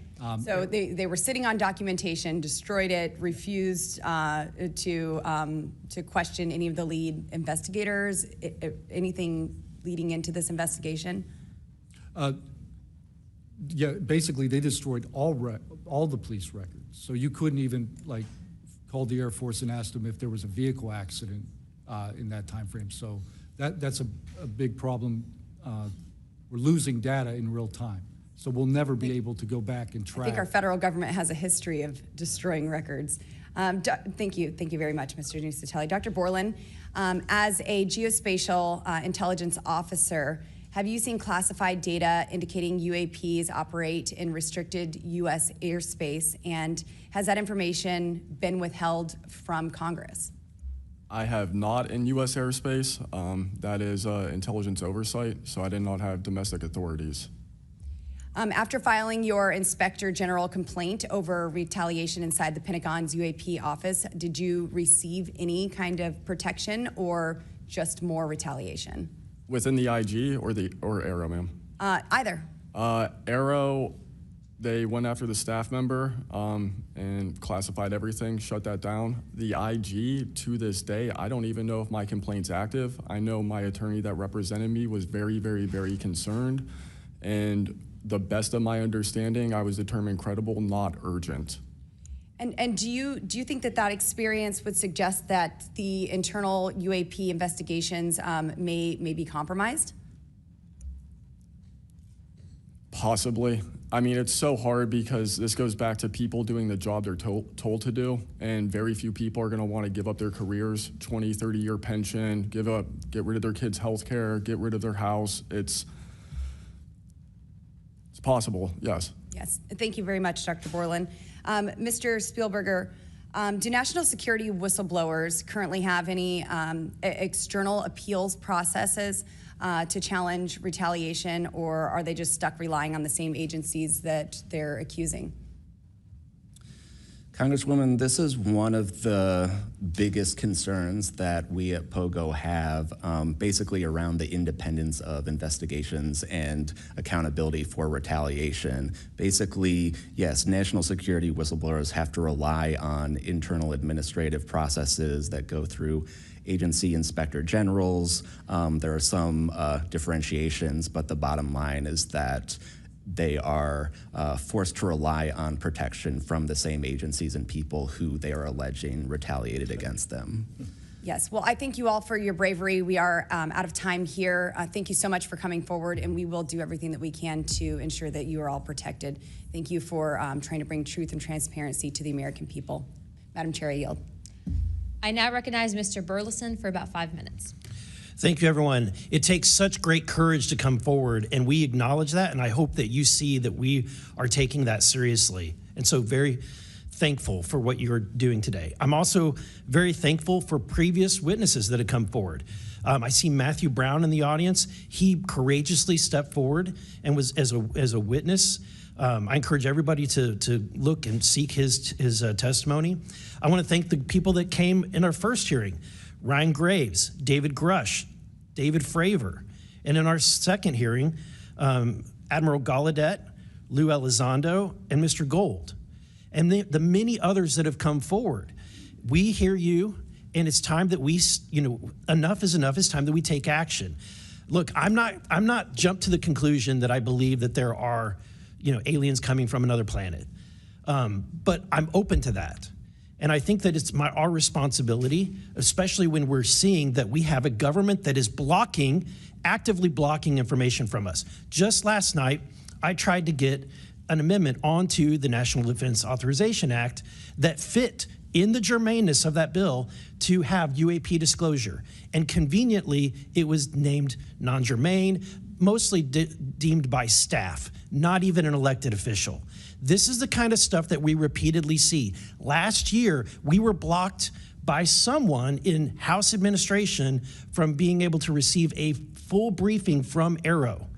So not an elected official, but someone in staff blocked us.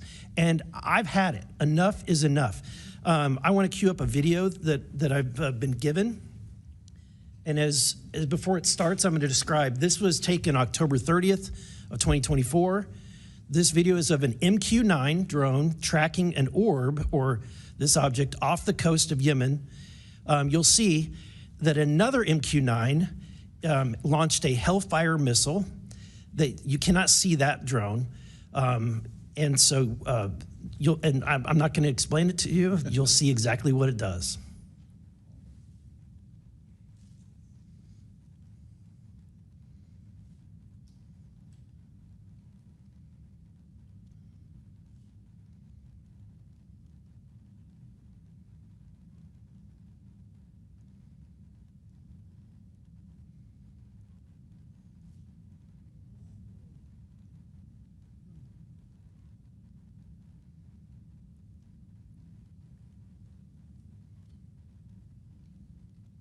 This is when it zoomed out, so you can still see it traveling.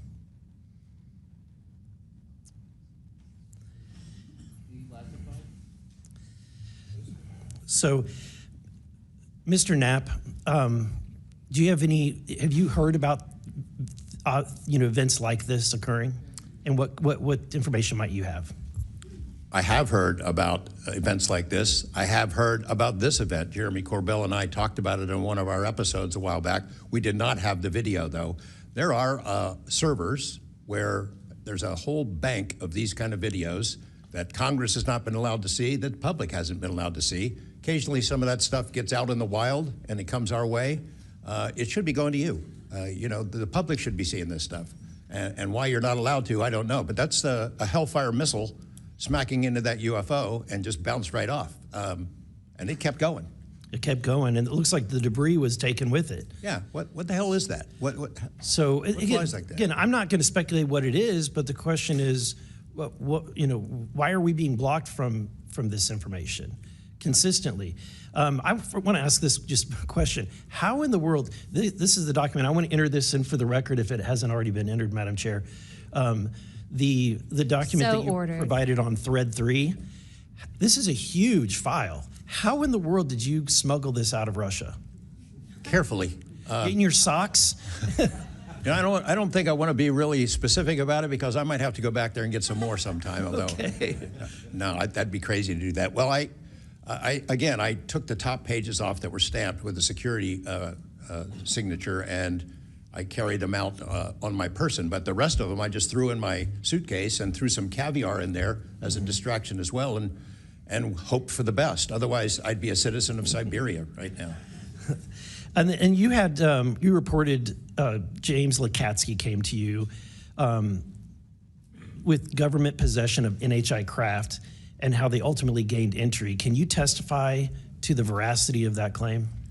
Dr. Lakatsky is an honorable man who served most of his career with the DIA, a very trusted, high-level rocket scientist and intelligence analyst who inspired the OSAP program, as I said earlier.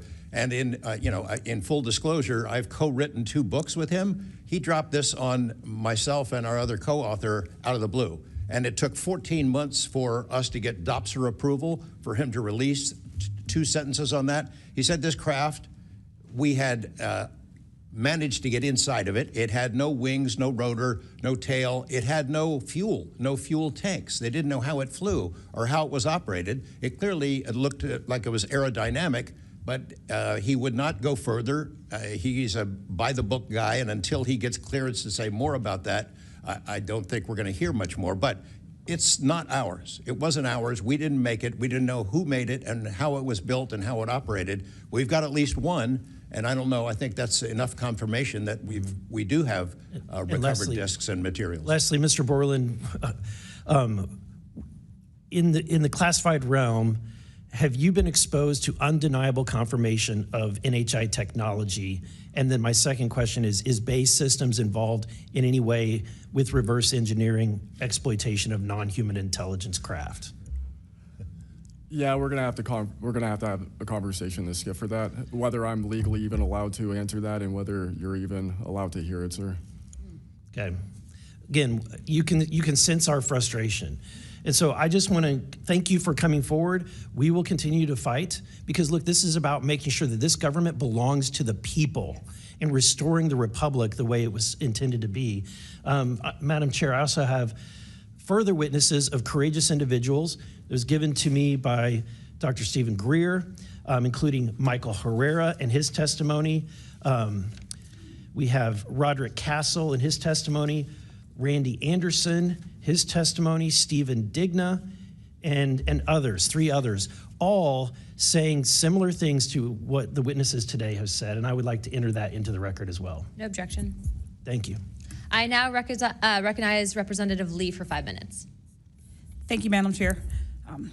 I think we need to make sure that we don't get distracted by sensational stories only of unidentified anomalous phenomena and lose track of what the core of this hearing is about. This is all a perfect example of why whistleblowers are so important and why it's so important that we step up and protect them. With Trump, RFK Jr., EPA Administrator Lee Zeldin, and others committed to dismantling government and firing professionals who do dare to speak out against the threats this administration's disastrous policies create, we have to focus on protecting all whistleblowers, not only the ones who are reporting on UAP. I'd like to thank the whistleblowers who have agreed to come before the committee today and speak their truth. This administration's claims to care about waste, fraud, and abuse, and so often it is the whistleblowers who care and who are the tip of the sword fighting against the real waste, fraud, and abuse. One study found that whistleblowers expose fraud at more than twice the rate of third-party auditors. So, Mr. Spielberger, what are some of the best examples of whistleblowers exposing fraud and abuse in the federal government?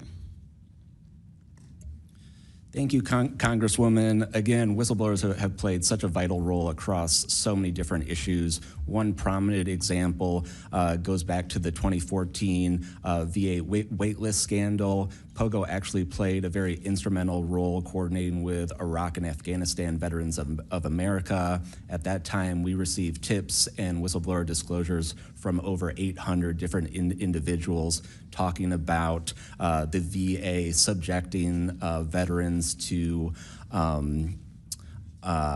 extensive wait times in order to get the basic standard of care that they deserve.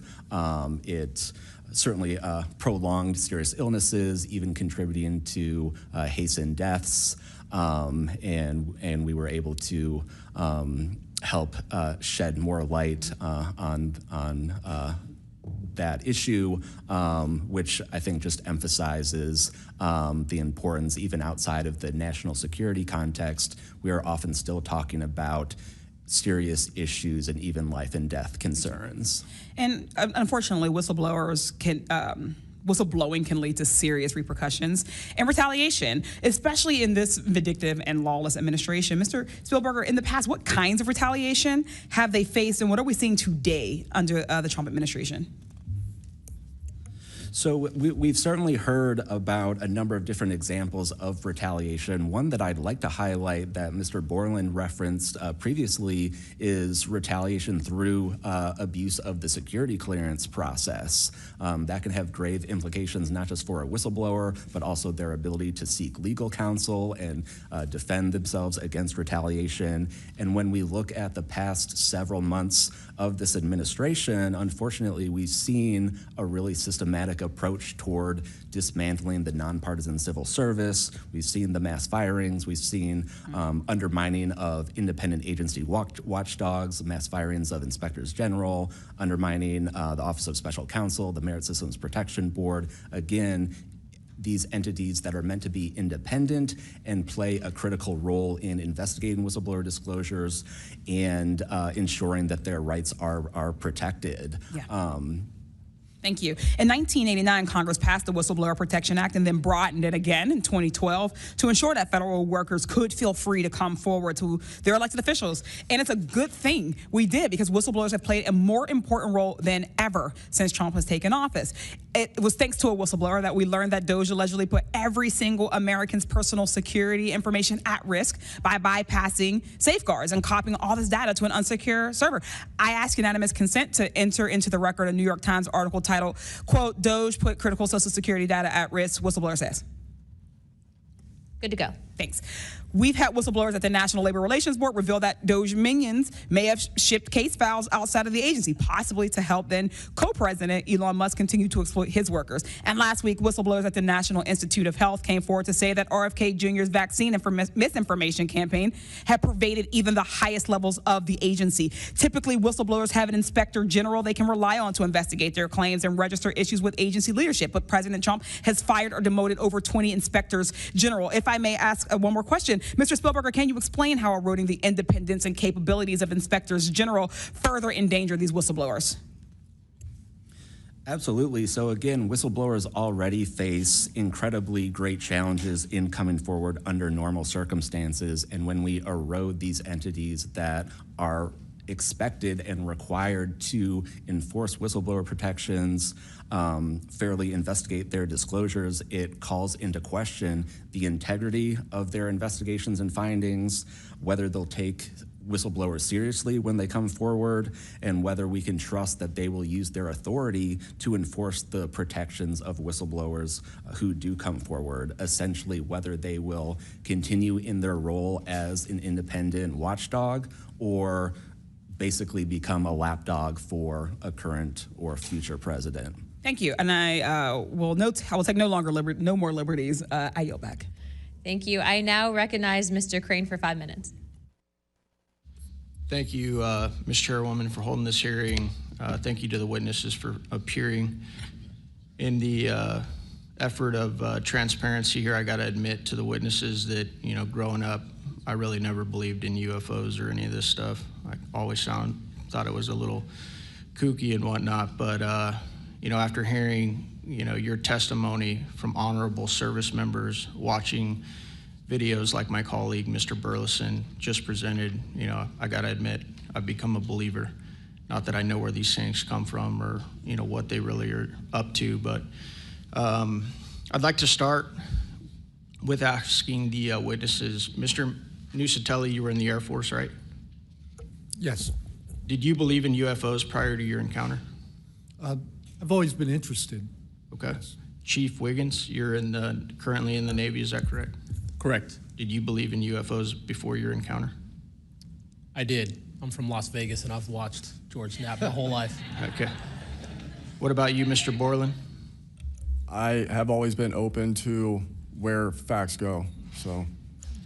Were you guys scared or hesitant to come forward and tell your story because of fear and believing that you might be reprimanded or ostracized from society because of your stories? Mr. Nicosia. Yes, absolutely. I probably would not have come forward if I didn't have documentation to prove some of my story, and I also wouldn't have come forward without the people that paved the way for us in the first congressional hearing. So, Chief, what about you? Once I got the okay from the Navy from top down, that gave me a level of relief.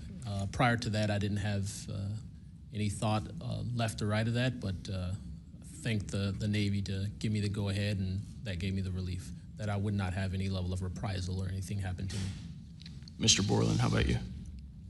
Absolutely. I mean, after I went through everything, it was pretty clear that I caused a major issue in the executive branch, so I did what I was supposed to do, and that's why I haven't spoken publicly. That's why I'm happy to be here. This is how I wanted this to be done in regards to me. Mr. Borland, why do you think that you faced reprimand and discipline for your effort to come forward and be transparent about what you saw? About what I saw is the reason why I got into what I know and has been disclosed to Aero and the IG. And I think that information, well, it was labeled an extremely sensitive national security issue. Thank you. Mr. Knapp, I've watched many of your videos on Joe Rogan and other places. One of the big questions, I think, for many of us is why do you believe that the federal government refuses to be transparent about this issue? I think there's probably multiple reasons. At the start, when these things first started invading our skies in large numbers, we were scared. It was right after World War II, and we didn't know what they were, and they didn't want to panic the public, and that was probably a good call. Over time, I think the lying sort of became institutionalized, Flights over Washington, D.C. in 1952, they're seen, they're captured on radar, jets are chased after these objects, and then we get an explanation it was a temperature inversion. And those kind of lies have been told for a long time. What was told to me by an investigator from Congress, a guy named Richard D'Amato, who was sent after this story by Robert Byrd and Harry Reid, he came out to Nevada, tried to get into Area 51, did get in there, looked around, talked to people, trying to get to the bottom of it. He believed that this program, reverse engineering, et cetera, was had been moved inside these corporations. And he said, when this comes out, people are going to go to prison. And he meant people who were basically misusing legitimate national security funds, tens of billions of dollars, in order to keep this cover-up going. I also believe there's a legitimate reason for the cover-up in that there is undeniable connection of national security involved in this technology. If we are racing for it to master that technology against the Russians and the Chinese, which is what I have been told by Senator Reid and many others, then it is a race that's critical to our survival. There could be a form of disclosure, I think. Yes, it's real, it's from somewhere else, without revealing all the details that would allow someone else to have an advantage in the race for this technology. Thank you. Finally, I'd like to enter into the testimony a letter I sent to the DOD regarding the case of Major David Charles Grush, a UAP whistleblower who's been extremely helpful to this committee. Unfortunately, due to his participation in the disclosure of UAP, he suffered reprisal like the removal of his clearance, denial of promotion, and loss of medical retirement. I wrote the DOD on July 24th, 2025, on behalf of Major Grush, and I'm still waiting for a reply. I appreciate any help the committee can offer to get a response. Thank you. I yield back. Without objection, we'll be following up with the DOD after this hearing. Thank you, Representative Crane. I'd next like to recognize Representative Gill for 5 minutes. Thank you, Chairwoman Luna, for holding this hearing, and I'd like to yield a minute of my time to you. Perfect. My first question is to Mr. Knapp. Mr. Knapp, how do we know that the files that you obtained from the former Soviet government are not BS and just given to you as a disinformation campaign against the U.S. government? Yeah, it's a good question. So I shared some of them with the Senate Intelligence Committee when I first got back because that was requested by the Russians who shared some of that information with me. Secondly, I gave all of that material to the DIA through BASS, the OSAP program, sorry for the acronyms. Can you name names real quick? Sorry. At BASS or OSAP? Who did you give them to directly? I gave them to Robert Bigelow and to Jim Lukatsky. And they hired a whole team to go through them and retranslate them and analyze it, and they created a structure of how the UFO programs in the USSR and Russia were put together. They said they were real. The other person who said they were real is David Grush. Noted. Thank you. Representative Gill.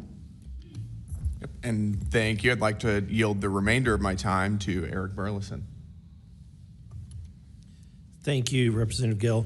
Mr. Wiggins, Chief Wiggins, in your view, what mechanisms, such as internal protocols, witness debriefings, or cross-agency documentation, should be better established in order to ensure that such a credible sighting like the one that you have given are preserved and made available to oversight bodies like this?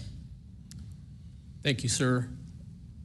As a active duty Navy member,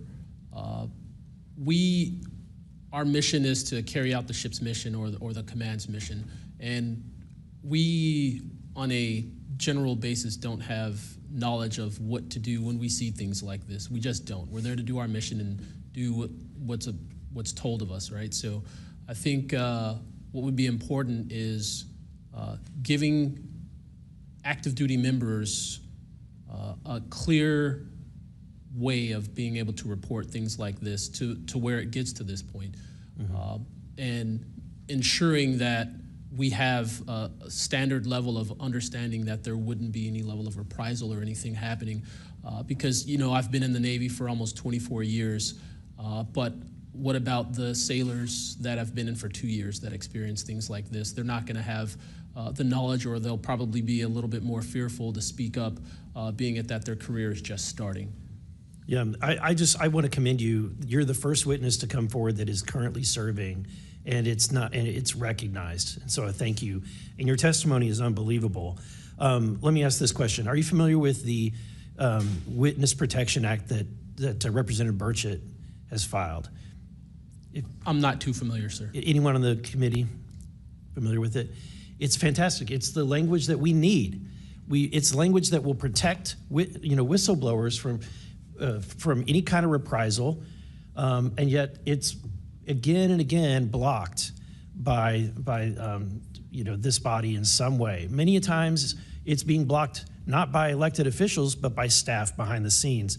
And the other bill, the UAP Disclosure Act, which was filed last year, Senator Schumer, who I cannot believe that there's a topic that he and I agree on, but he and I agree on this topic. He has sponsored it in the Senate. He put it on the National Defense Authorization Act last year. Remarkably, I can't get it on it was stripped out by the House last year, and I can't get it onto the bill leaving the House this year. Mr. Knapp, how far would that bill go to actually getting the answers that we need? Pretty far. I think that they're still going to have roadblocks. You know, the keepers of the secrets, the private companies that have been doing this job for intelligence agencies for a long time, are not going to cough it up. You'd have to force it out of them. And whether you can get them to admit that they have it or not, I mean, they're supposed to lie about it. They've been lying about it. More power to you. I hope it works. I hope it passes this time. But it's a daunting challenge to get them to open up after lying about it for more than 75 years. Yeah. And then finally, Mr. Borland, when you engaged with Arrow in 2023, you noted that their public statements did not match the reality that you and others had witnessed. In your assessment, what were the key limitations of Arrow? You know, I would put it to you this way. The statement Arrow has made is scientific evidence of extraterrestrials. Scientific evidence requires a scientific control. Extraterrestrial is an entity on another planet. The only way to scientifically prove extraterrestrial is we have to go to that planet, acquire technology, bring it back, and compare it to what we have here. So you're saying they won't let anything out because, or they won't come forward unless they confirm that unless they go to the planet and confirm where its origin is? That would be scientific evidence, yes. And by that statement, Arrow found no scientific evidence of extraterrestrials is basically, I don't want to call it a psyop, but a misrepresentation, because we do have things. But making that statement is not technically a lie, it's a misrepresentation of the full truth. Thank you. Madam Chair, may I, just since we're on that topic real quick, how do we get to these other planets? How do we pass the Van Allen radiation belt safely? Good question for you. I cannot answer that for you. I would now like to recognize Mr. Perry for 5 minutes. Thanks, Madam Chair. I think I'll start with maybe Mr. Borland. So you have a clearance, right? You're in uniform, you have a clearance. When did you leave at service? What year? I left in 2013, February 2013. Who was the president, if you recall?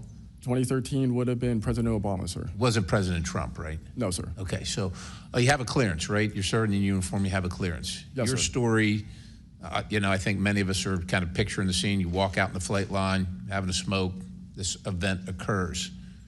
Do you have the perception, at least I do, based on your story, that this involves the U.S. government? Whatever you saw involves the U.S. government. That is 100% my opinion then and now. And was there an after action? Do you do a daily debrief of the activities of the day? Was any of that recorded? Was there a conversation with the command? Was there any documentation that you know of at the time? Not to my knowledge. I mean, like I said, I talked about it on the ops floor, and a couple of people had pulled me aside, some older enlisted, and were like, you probably want to keep that to yourself. So did you get the impression that they knew what you were talking about, just didn't want you to harm your career or seem crazy, or that they didn't really witness? Did you know anybody else that witnessed what you saw? Again, not that night. Like I said, the only people that would have been out there would have been security forces, and then those of us that were doing ops. Security forces in uniform or contract? Probably both. Did you talk to them? Did anybody talk to them in an after action? Not to my knowledge, sir. Was there any interest in the command to determine and verify what you saw? Not to my knowledge, sir. It's unfortunate. Chief Wiggins, thank you for your service. Gentlemen, thanks all of you for your courage to be here. Your story's a little bit different. Sounds like it, well, for both of you guys, and also Mr. Nusatelli, if this were sanctioned by the U.S. government, even though you have a clearance, but it's classified above the clearance level, do you see any reason why they would allow you access, being present, viewing it, hearing it, you know, being around it? Like, what is this, an accident? Like, does the U.S. government make these kind of accidents? They make accidents, mistakes like this? Like, oh, we're doing this test of this new system, and we forgot these guys were standing here. Does that sound like something that the U.S. government would do? No, sir. Some of the launches we were doing were like $5 billion projects that had taken like 10 years to develop the technology. And these objects were coming right up to the launch pad. So any kind of mistake, I mean, it could cause a catastrophe. Right. So it's very confusing why these objects would be operating in and around our bases or during training exercises. So it would lend you to believe that the U.S. government had nothing to do with whatever it is you saw. Correct. They wouldn't want it there because it would potentially interrupt the proceedings at the time. Was there an after action? Was there a discussion by your command? Was there an investigation? It's pretty significant activities that you were involved in. Was there an investigation that you know of? We conducted investigations in real time, right, and we document all the evidence, but as far as anything from higher up, I don't know if there was an investigation done. No information came down on what we should do. Were you ever interviewed at someone else's request? About that incident? Yeah, about the incident. I don't believe so.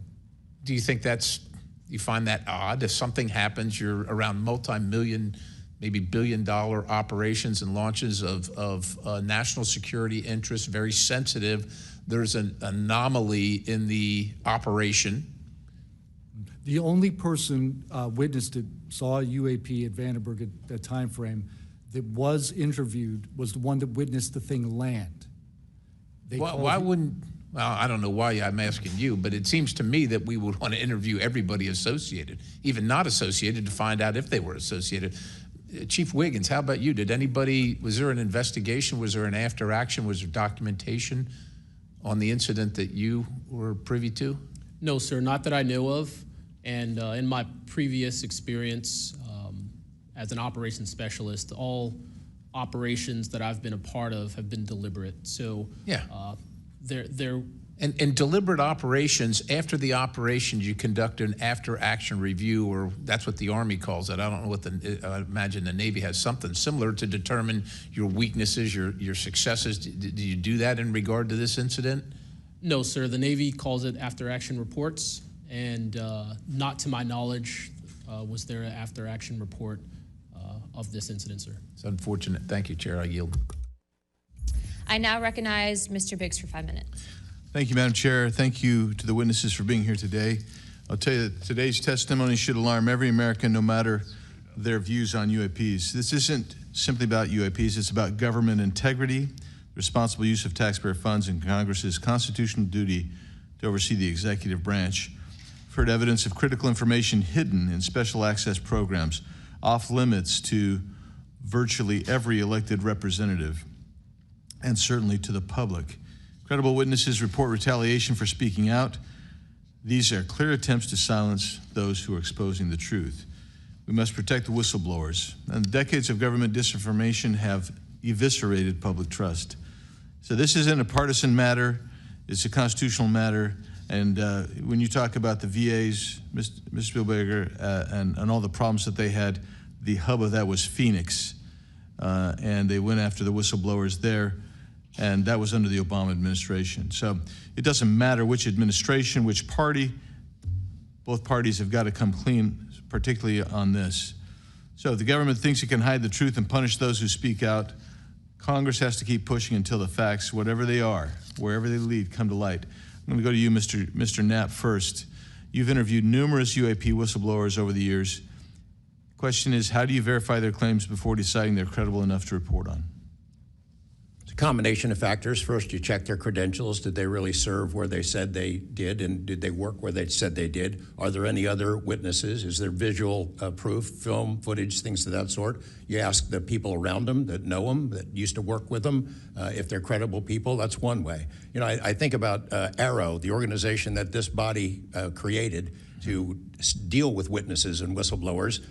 I hope I'm not taking too much of your time here, but they invited people to come forward, service members who knew, saw things and had experiences. And I can tell you that the people that I have talked to who went through that are deeply disappointed. There was a guy named Bob Jacobs who was a lieutenant attached to Vandenberg in 1964. His unit would record missile tests. They recorded all of them. On one of these particular tests, a UFO comes out of nowhere, zaps what looks like a laser beam at what would have been a nuclear dummy, a nuclear weapon, and disabled it. And he is called into the commander's office. Two guys in suits clip that film footage out that shows the UFO, and he's ordered to never talk about it. He comes forward to ARROW. He heeds the call, thinking he's doing his duty as an American to tell that story, and they completely dismissed him. They made up a story that they had tracked down the original footage, and there was nothing like that in it. Well, there was no original footage. It had been taken away the day the footage was recorded. He's deeply disappointed. People like Bob Salas, who had worked at a nuclear ICBM base, who saw UFOs flying over the base and these missile silos were taken down. He went to Arrow too and was completely disregarded. It almost looks like Arrow operated as a counterintelligence operation to get people to come in, tell their stories, and then discredit all of them. I can't imagine that any whistleblower or witness will ever go to Arrow again because of what happened under the first director, who's now long gone, but still seems to act as the spokesperson for that organization. And I would say, Madam Chair, maybe at some point we need to really dig deep into Arrow, and I would encourage us. Oh, I'd be happy to send maybe a subpoena to Mr. Kilpatrick. That'd be fun. Mr.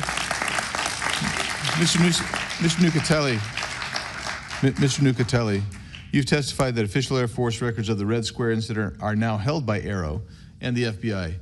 Has Congress or you been denied access to those records, and on what grounds would we be denied access, you or us? No, the records are unclassified, so okay, provide them to.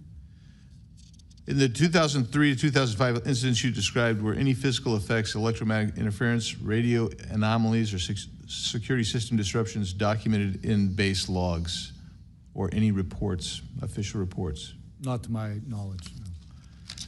Mr. Wiggins, has the full resolution unedited footage of your incident been provided to Congress? Yes. Okay. Were you or your crew ever instructed formally or informally not to document or discuss the event? Ever? No. Good. Mr. Borland, you've talked about manipulation of your security clearance records. Can you identify which agencies or offices were responsible and whether they provided any written justification? I can do that in a skiff, sir, 100%. Because of being a part of a multi-agency special access program, I cannot give those publicly. So I'd encourage us, Madam Chair, to have that skiff meeting if we can. And then, Mr. Borland, again for you. You testified that you withheld certain sources and methods from Arrow due to mistrust. Can you give us some specifics that led you to believe they were misrepresenting the truth? Well, as I said already, what I said about scientific methods, scientific control, extraterrestrials, I mean, I know what I've seen, I know what I know, and I know it's true. So any agency that's going to go public and try and manipulate the public perception of this subject in such a way that it is negative when I know the truth about it is why I had extreme reservations with it, and also what I've been through and other whistleblowers and people in the know about this subject have been through. So, Madam Chair, thank you for letting me wave on. I think the key thing there you talked about was manipulation of message, manipulation of narrative. That is really the problem with this entire the system that we've seen since you've started these wonderful hearings, Madam Chair, and I thank you so much. Thank you, Representative Biggs. The chair would now like to recognize Mr. Begich for 5 minutes. Thank you, Madam Chair. First question, Mr. Borland, earlier today you mentioned that in a skiff, you would be able to discuss whether a member of Congress is actually legally able to access certain information. Under what authority would a member of Congress be restricted from accessing information on this topic, even within a skiff? I would suggest reaching out to Director Gabbard and speaking with her about that. I'm hopeful that this goes back to the executive branch and who even has authority. Unfortunately, I can't give you a 100% solid answer because I don't even have that knowledge. Next question to George Knapp. What is the estimated annual budget, your view, for the program for investigating or reverse engineering UAP-related technology, including official, misappropriated, or black budget funds? I wouldn't have a clue. I don't know of any person that's ever seen it. Does anyone on this panel wish to address that question? Okay, moving on. Are any of you willing to name specific gatekeepers within the root cell of the UAP-SAP Federation?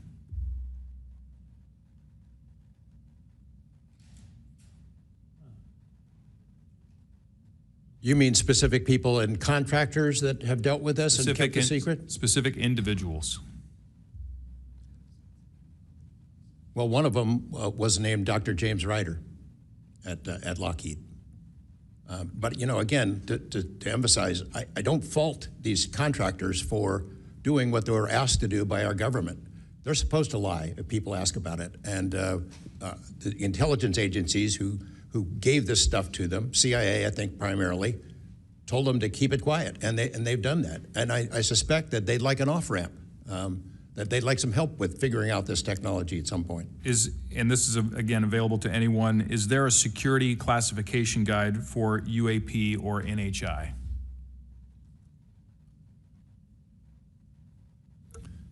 I remember in the 2003 or 2023 hearing, it was stated that all UAP-related material is classified secret or above.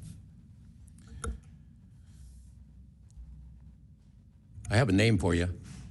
Go ahead. Glenn Gaffney, CIA. Glenn Gaffney, CIA. Another question for you, Mr. Knapp.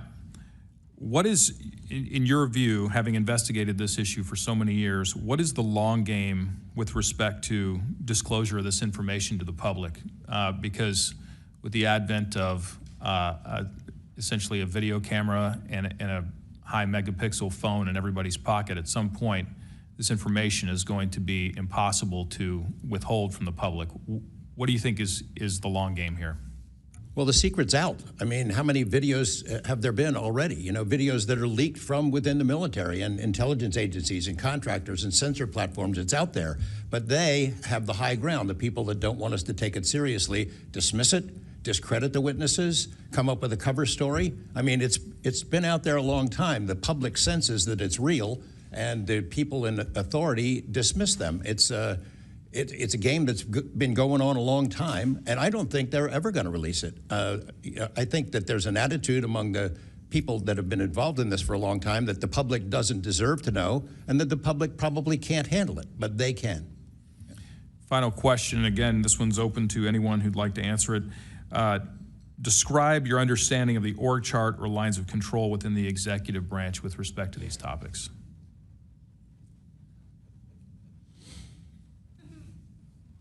And if you'd like to address that in a skiff, feel free to say so. That could work as long as I'm legally allowed to and you are legally allowed to receive it. I think these programs are in the executive branch, the National Security Council and over on that side. That seems to be what some of our witnesses have told us over the years. So you can, Congress can file all kinds of requests. The FOIAs can be filed with the Department of Defense, Department of War now, and they can honestly say, well, we don't have it, because they don't have it. Thank you. Is there anything in my remaining 30 seconds that you'd like to share on any of these questions that I've asked you today? I applaud the committee for trying to tackle this monster of an issue. I really appreciate that it might be the only bipartisan issue in Washington where everybody can agree. We've watched multiple hearings now. Everyone is asking the same kind of questions, whether right or left, and honestly want the answers. And Chairman Luna, Chairwoman Luna, I appreciate your dedication to this, Tim Burchett and the other members for sticking with it, because it's come up in Congress before, and they had hearings, and then they dropped it for 50 years. So it's going to take a lot of time to get to the bottom of this, and I applaud your commitment to getting to the truth. Thank you, Mr. Knapp. Pursuant to Committee Rule 9C. Madam Chair, can I ask a parliamentary question of you? Yeah, sure. Does this subcommittee have the authority to do subpoenas? Task force. So the task force, to answer that question, has to do it through full committee. Okay. So, and also in regards to immunity, which to Mr. Borland's point, we are going to be doing a motion to ask for immunity for you and a few other people to come into a skiff and tell us what you know without being subject to the Espionage Act, et cetera. Thank you, ma'am. So that's just kind of an update. But as a task force, because we are not a full subcommittee and there are certain authorities that haven't been granted to us, probably because they don't want us to have it. But there are ways to work around it, so we're kind of figuring that out. Pursuant to Committee Rule 9C, the majority and minority will have an additional 30 minutes each to ask questions of the witnesses without objection. So ordered. With that being said, if you guys want to jump in the queue, I know Representative Crane, Burleson, and likely Burchett have a few more questions. I'll just start out with two, and then I'll pass the buck to Burleson. Burchett, do you have anything? Burchett, and then Crane. Just real quick, Mr. Knapp, and short answers, please, because of time. How much of these alleged Russian crash retrieval documents have already been physically out there? So, I mean, percentage-wise of the documents that you submitted to Congress, what was public already and what was not newly released? Maybe 1%. Okay, so the rest of it should be predominantly new information. Yep. Also, can you just elaborate real quick? I know you had, I think, mentioned a Thread 3 program, but also alleged in those documents, I got through maybe half of them last night. There's a lot, and I don't speak Russian, contrary to what my people might allege. What does the Thread 3, was there any specific programs that existed within the Soviet government or groups to specifically investigate this by name real quick? It's a number. There's a number in those documents I gave you. There was a larger program that actually had 3 sub-programs that was, Thread 3 was the name I got, and then the DIA guys who looked at it figured out there was a much larger organization. And it's listed in those documents? Yes. Okay, thank you. Real quick, I'd like to ask the committee to replay that video that Burleson had played earlier. I want to ask every witness here, specifically ones that have sensor training or have been able to recognize some of this movements real quick. So if you guys can please roll that real quick.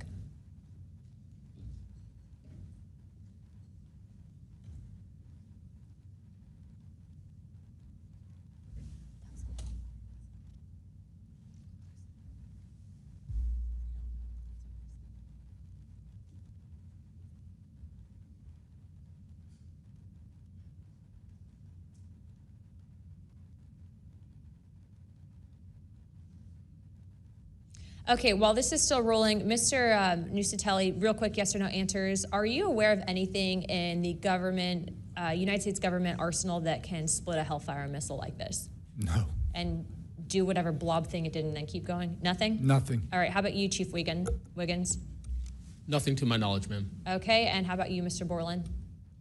I prefer to answer that in a skiff. Okay, does this video scare you guys? Yes or no? Yes. Wiggins? Yes. Nat? I had a different reaction. I was really happy that it got out. Thanks for providing Curiosity that, kills the Congressman. cat. All right, Mr. Borland? Yes, for... Okay. All right, that is the end of my questioning. I'd like to now recognize Mr. Crane. Thank you. Chief, I was on a ship for a little bit. I was a gunner's mate on the USS Gettysburg for a couple of years. My question to you is, when you had your encounter and you saw it on the screen, you were in the CIC, is that correct? That's correct. On an LCS ship, the CIC is on the bridge, so it's called ICC-1, but yes, same. Did a bunch of the other folks in the CIC come and check out what you were looking at? Yes, we all did. The tactical action officer, myself, the RCO, and 2 others that were on watch. We were all in the same space, so we were all looking at the Sapphire screen all at the same time. Because in the other couple instances with the witnesses, you guys just saw it by yourself, is that correct? Mr. Borland, you saw it by yourself? For me, yes, sir. Mr. Nusatelli, you saw this by yourself? No, there were multiple witnesses in every case at Vandenberg. Okay. So, Chief, did that spread like wildfire throughout the ship in the next day or two, what you guys had seen? No, sir. It didn't spread throughout the ship, but it spread throughout ICC-1 conversation. As you do your turnover, we talk about it. But it didn't go further than just the watchstanders that stood watch on the bridge and in ICC-1. So it did move around there throughout a few days. I'm kind of surprised. Stuff usually spreads around the ship pretty fast. Why do you think the rest of your fellow sailors on the boat didn't hear about it?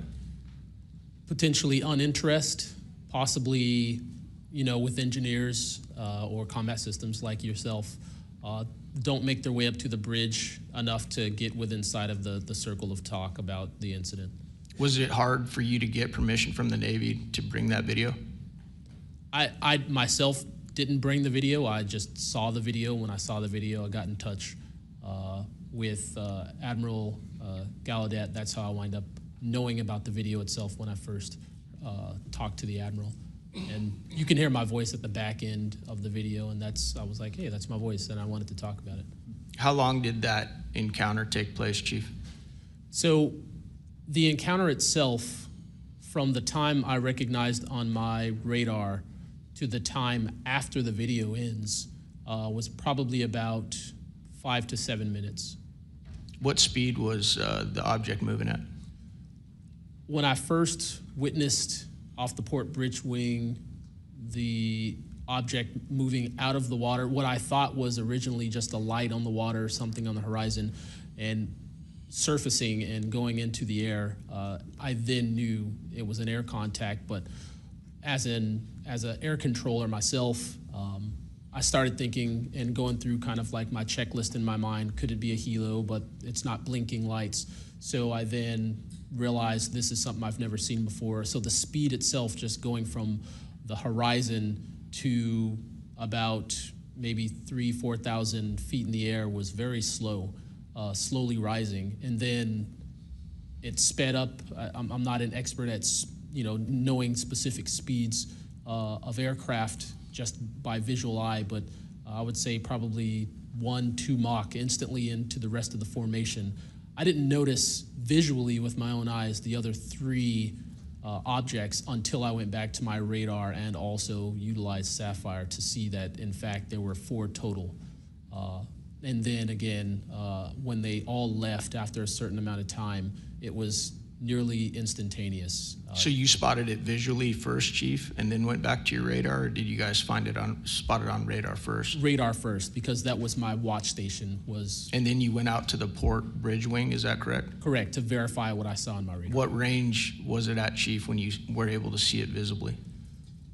I would say about 7 nautical miles, 7 to 8 nautical miles of a light from the ship. Wow. Thank you. I yield back. I now recognize Mr. Burleson. Thank you, Madam Chair.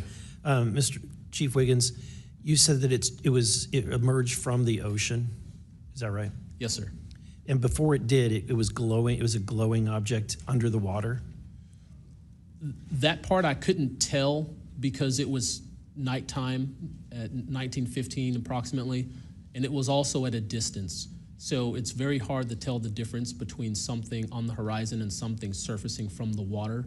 My personal thoughts after seeing what I saw is that it did in fact come from the water, but I don't have visual evidence showing exactly, that it did in fact come from the water. But I had to go through my process of elimination and try to figure out, was this a ship on the horizon just showing its lights at night, but to see it surface, then it made me question, okay, where did this come from? If it's flying and it's not a drone or anything like that, where was its origin? Where did it start?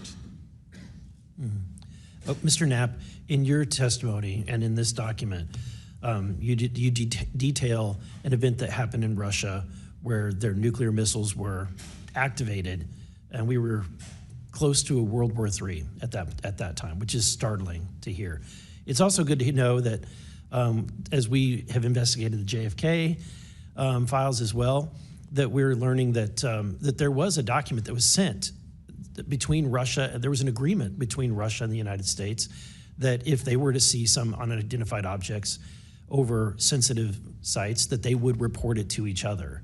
Are you familiar with that document?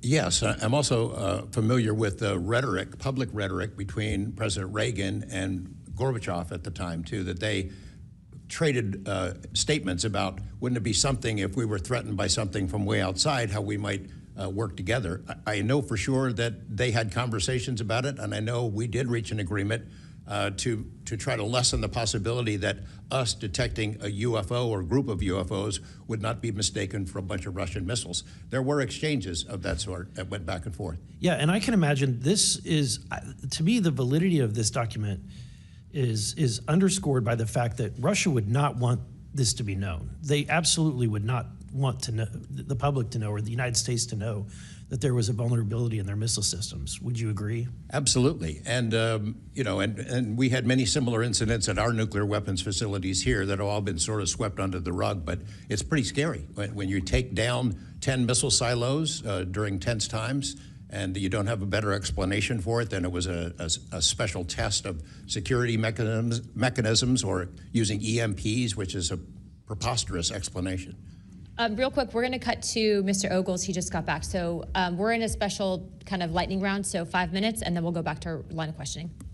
Thank you, Madam Chair. You know, at this point, I think it's clear from the hearing that there's advanced technologies that are taking place in our airspace. You know, the question is, and I posed it in one of the previous hearings, is it ours, is it theirs, or is it otherworldly? There may not be a silver bullet at the moment, but when you look back through the hearing and the evidence that's been presented, if you're going to point the American people to one piece of evidence to start their journey on this topic, what would you suggest, sir? One piece of evidence. I would start with this hearing, in the first hearing. There is no evidence. But is there a specific, exactly, but is there a specific evidence or footage or document that you think lends extreme credibility to what we're discussing today? I would say this new video we're seeing today is exceptional evidence that we're dealing with something. With the kinetic? Yes. Mr. Wiggins? Sir, I'd have to say that if just the average person here in America looked at absolutely everything that has come across television, the internet, etc., you can't tell yourself that 100% of what's being recorded is fake or false. You have to, at some point, understand that there's something else out there. Well, I mean, and you bring an interesting point. You know, in the law enforcement community, anytime you're conducting an investigation, you're always looking at the totality of the circumstances. You're looking at all the evidence and how they piece together. And so that would be my, advice to the American people, that this is a journey that is just beginning from a congressional perspective, but you have decades of data, some of it not real, much of it is, but thanks to Chairwoman Luna, we're now presenting this to the American people. And I think this latest video from Mr. Burleson is something that should get everyone pause. When you see the 3 orbs that drop, was that in a defensive posture, or was that in an offensive posture? And what capabilities did those orbs have that we, quite frankly, may not have? Mr. Knapp? As I mentioned at the beginning of my remarks, what hooked me on the story was the paper trail, these documents that shouldn't exist. We've been told for decades, over and over, there's nothing to it. It's not a threat. You can go about your business. And then when FOIA becomes the law of the land, thousands of pages to the contrary leak out. There's a memo by General Nathan Twining in 1947 when the country was being overflown by dozens of UFOs, hundreds of UFOs, in which he said, look, this is not visionary or fictitious, it's real. These things are craft. They're not ours. They outperform anything we've got. I mean, if you follow the paper trail of documents that they wrote before the military got wise and realized that FOIA really exists and changed their tune and not put things in writing, it spells it out pretty clearly. I'll go refer back to Russia. One incident I did not mention to Representative Burleson is Colonel Sokolov in that Ministry of Defense program said there were 40 incidents where Russian warplanes were sent to intercept UFOs, and they were ordered to fire on them. And for the most part, the UFOs would zip away. 3 of the pilots, though, did fire at these things. Those 3 planes stalled out, crashed. 2 of those pilots died. And after that, the Russians changed the standing order. If you see a UFO, leave them alone. No country in the world wants to say and admit that these objects are flying around in our airspace and there's nothing we can do about it. I mean, who wants to say that? The U.S. certainly doesn't. The Russians didn't either. And I've got to be almost out of time, but Mr. Berlin, then you, sir, real quickly. Yeah, to be honest with you, I think Bob Lazar, and not for the reasons that most would talk about, mainly because Bob Lazar was immediately discredited. They said he never worked where he worked. They said he never did what he did. But yet Bob Lazar showed up with a bunch of friends and a video camera and was filming these test flights in the middle of the desert. So clearly he knew something. Madam Chairman, if I'm out of time, I yield back. Thank you very much, Representative Ogles. I'd like to go back now on our lightning round of questioning to Representative Burchett and then Burleson. Burchett, always number 1. As well I should be. Number 1 in your heart, number 435 on the chart. That's me. Dylan, knowing you testified to Arrow, are they obfuscating when they claim to have discovered no evidence of extraterrestrial beings, activity, or technology, and are they lying to the American public? As I said before, it's a manipulation of the public perception. The statement, scientific evidence of extraterrestrials, is a true statement. It is not the truth about what is happening and what we have. Any of y'all like to comment on that further? Mr. Knapp, you're getting edgy. It's splitting hairs. No proof that they're extraterrestrials. What would that proof look like? A piece of kryptonite? What would it be? I mean, we could be talking about different forms of non-human intelligence. I think the dominant paradigm is that they come from outer space, somewhere else, and they have some way that they can cross those vast distances that we can't even imagine doing. But not necessarily, that's not necessarily the answer. So asking for proof of extraterrestrials might not be the answer at all. It's splitting hairs. You know, we don't know where they're from. I don't know anyone who knows the answer for sure. They call them aliens just as a placekeeper kind of a word, but no one in all these programs who've studied this stuff for years, people with much bigger brains than mine, knows the answer for sure. Yeah, I've talked to Navy folks that some of the deep sea areas, they think there might be something there that they're here, and I don't know when they got here. Another point that needs to be made is every time, you know, we say we're going to back engineer or whatever you want to call it, these craft, I always say, like, it'd be like if you took I ride motorcycles, but if you took like an Indian or a Harley to the people that came over here on the Mayflower, you know, they'd see a bright, shiny object, they might polish it, you know, they might get it started. I doubt they could. They couldn't work on it. They couldn't put fuel. They wouldn't be able to have the capability of putting fuel in it. I just think that's, you know, we're scratching at something that we don't have any knowledge of, and that's why it's just taken so dadgum long. But they do know, first one that cracks that code, it's over. I mean, it's energy, it's power, it's everything. And I worry too that in the wrong hands that they do that, they keep it from the rest of us because they're so invested in whatever energy sources we have here that their billionaire buddies are going to profit, and they can't retool because they know once it's out on the internet, it's over.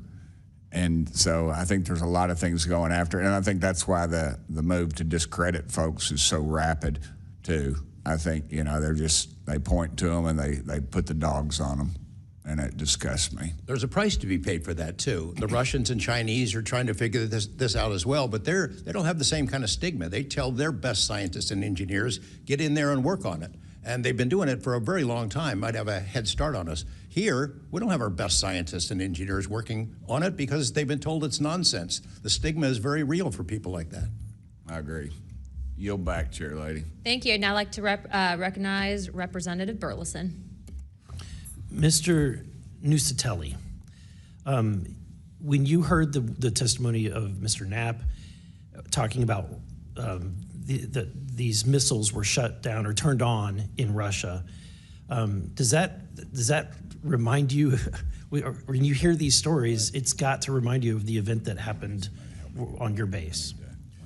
Absolutely. There are many accounts of incursions of this type taking place. I believe in the 60s we had a similar incursion in New England, and same thing happened. There were these objects coming over the base at low altitude, 200 feet over the base security police, and they were scrambling fighters, and then the objects would just fly off, and that went on for weeks. So the historical record has laid out that there's a pattern, that our installations are visited by these craft. You know, they come in and do whatever they're doing, and then they leave. And we don't know how to respond. We don't know how to protect the installation. So that's why we're here. When you first heard, and we're having to report on these incidents that were being witnessed by other individuals, did you believe them? Did you yourself believe it would be true until you saw it? Yeah, these are people I've worked with for years, deployed with. You know, I was in some of the weddings. These are people that I worked with every day of my life. Usually when the events were occurring, we were all together. You know, there'd be 40, 60, 100 people on duty during these encounters. Really?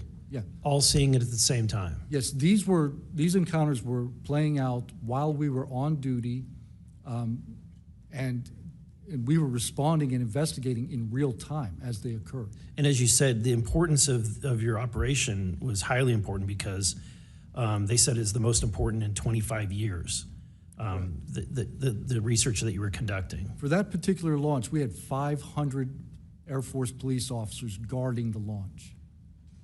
500 people. It was that critical. Wow. But had this thing showed up, we wouldn't have been able to do anything to prevent it showing up. Real quickly, can you just re-describe size and whether or not you heard anything? It was how big, wise? The two square objects were at least as large as a football field. The second encounter, they think it was much larger than a football field. We're talking like flying buildings. The object I saw was about 30 feet in diameter. And to confirm, you were not the only person that saw this. Correct. I think I was also told that there was also reports of this in a police blotter in the area. Can you confirm that? Yes, that's the documentation that I maintained from the original event and turned into Aero and the FBI. Okay. Do you have any more, Burleson? No, Madam Chair, I just want to reiterate to the American people that if you're frustrated, so are we. We're extremely frustrated. We've been, the 2-3 years. I can only imagine how frustrated Mr. Knapp is or Danny Sheehan is, and the amount of time that you guys have poured into this to try to get answers. I mean, Masson is back there. He's been pouring to try to get answers into this. I hope that you all see that we're committed to this, and we're going to be scrappy about it. We may not have the direct authority, but I can assure you, Representative Luna is about as scrappy as it gets. I wouldn't want to scrap with her.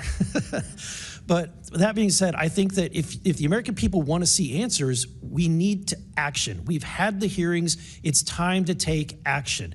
It's time that we pass Tim Burchett's Whistleblower Act. It's time that we pass the UAP Disclosure Act.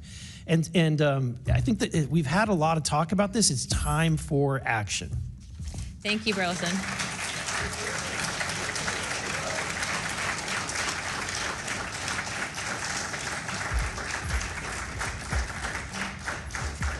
I would now like to yield 30 minutes to Representative Crockett.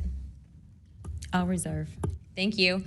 In closing, I want to thank our witnesses once again for their testimony today. I now yield to Ranking Member Crockett for closing remarks. I'll pass. No, I just want to say thank you so much to each and every one of you for being here today, for staying committed to this, and for your courage. I truly believe that courage is contagious, and right now we need more courage than ever, whether it's UAPs or whether we're dealing with any other form of government where people are afraid to come out and speak their truth. The American people are relying on amazing public servants like you to speak up on their behalf, to be the watchdog, and to make sure that we are as safe as possible. And so thank you so much again for conducting a bipartisan hearing on such an important matter. Thank you.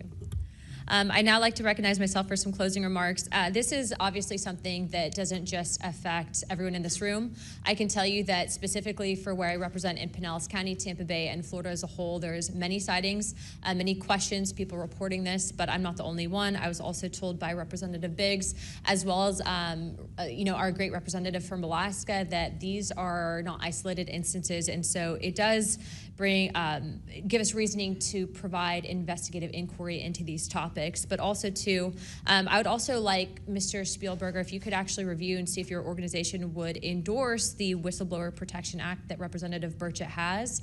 I can tell you that I will be signing on to a letter, as well as I'm sure many other members of this task force, and we hope that the ranking chairwoman, or my colleague here, Representative Crockett, as well as our Democrats that were here today, consider also signing on to that, as we do feel that it is time to ensure that our whistleblowers are given adequate protections and that people like Mr. Borland are not facing retribution in the way that they have been. With that being said, with all that and without objection, all members have 5 legislative days within to submit materials and additional written questions for the witnesses, and which will be also forwarded to those witnesses. If there are no further business, without objection,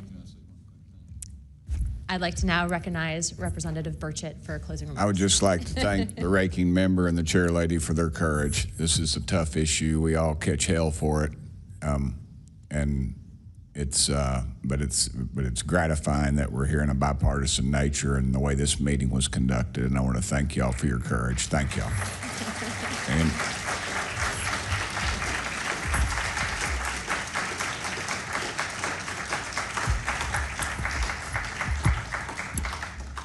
without objection, the task force stands adjourned.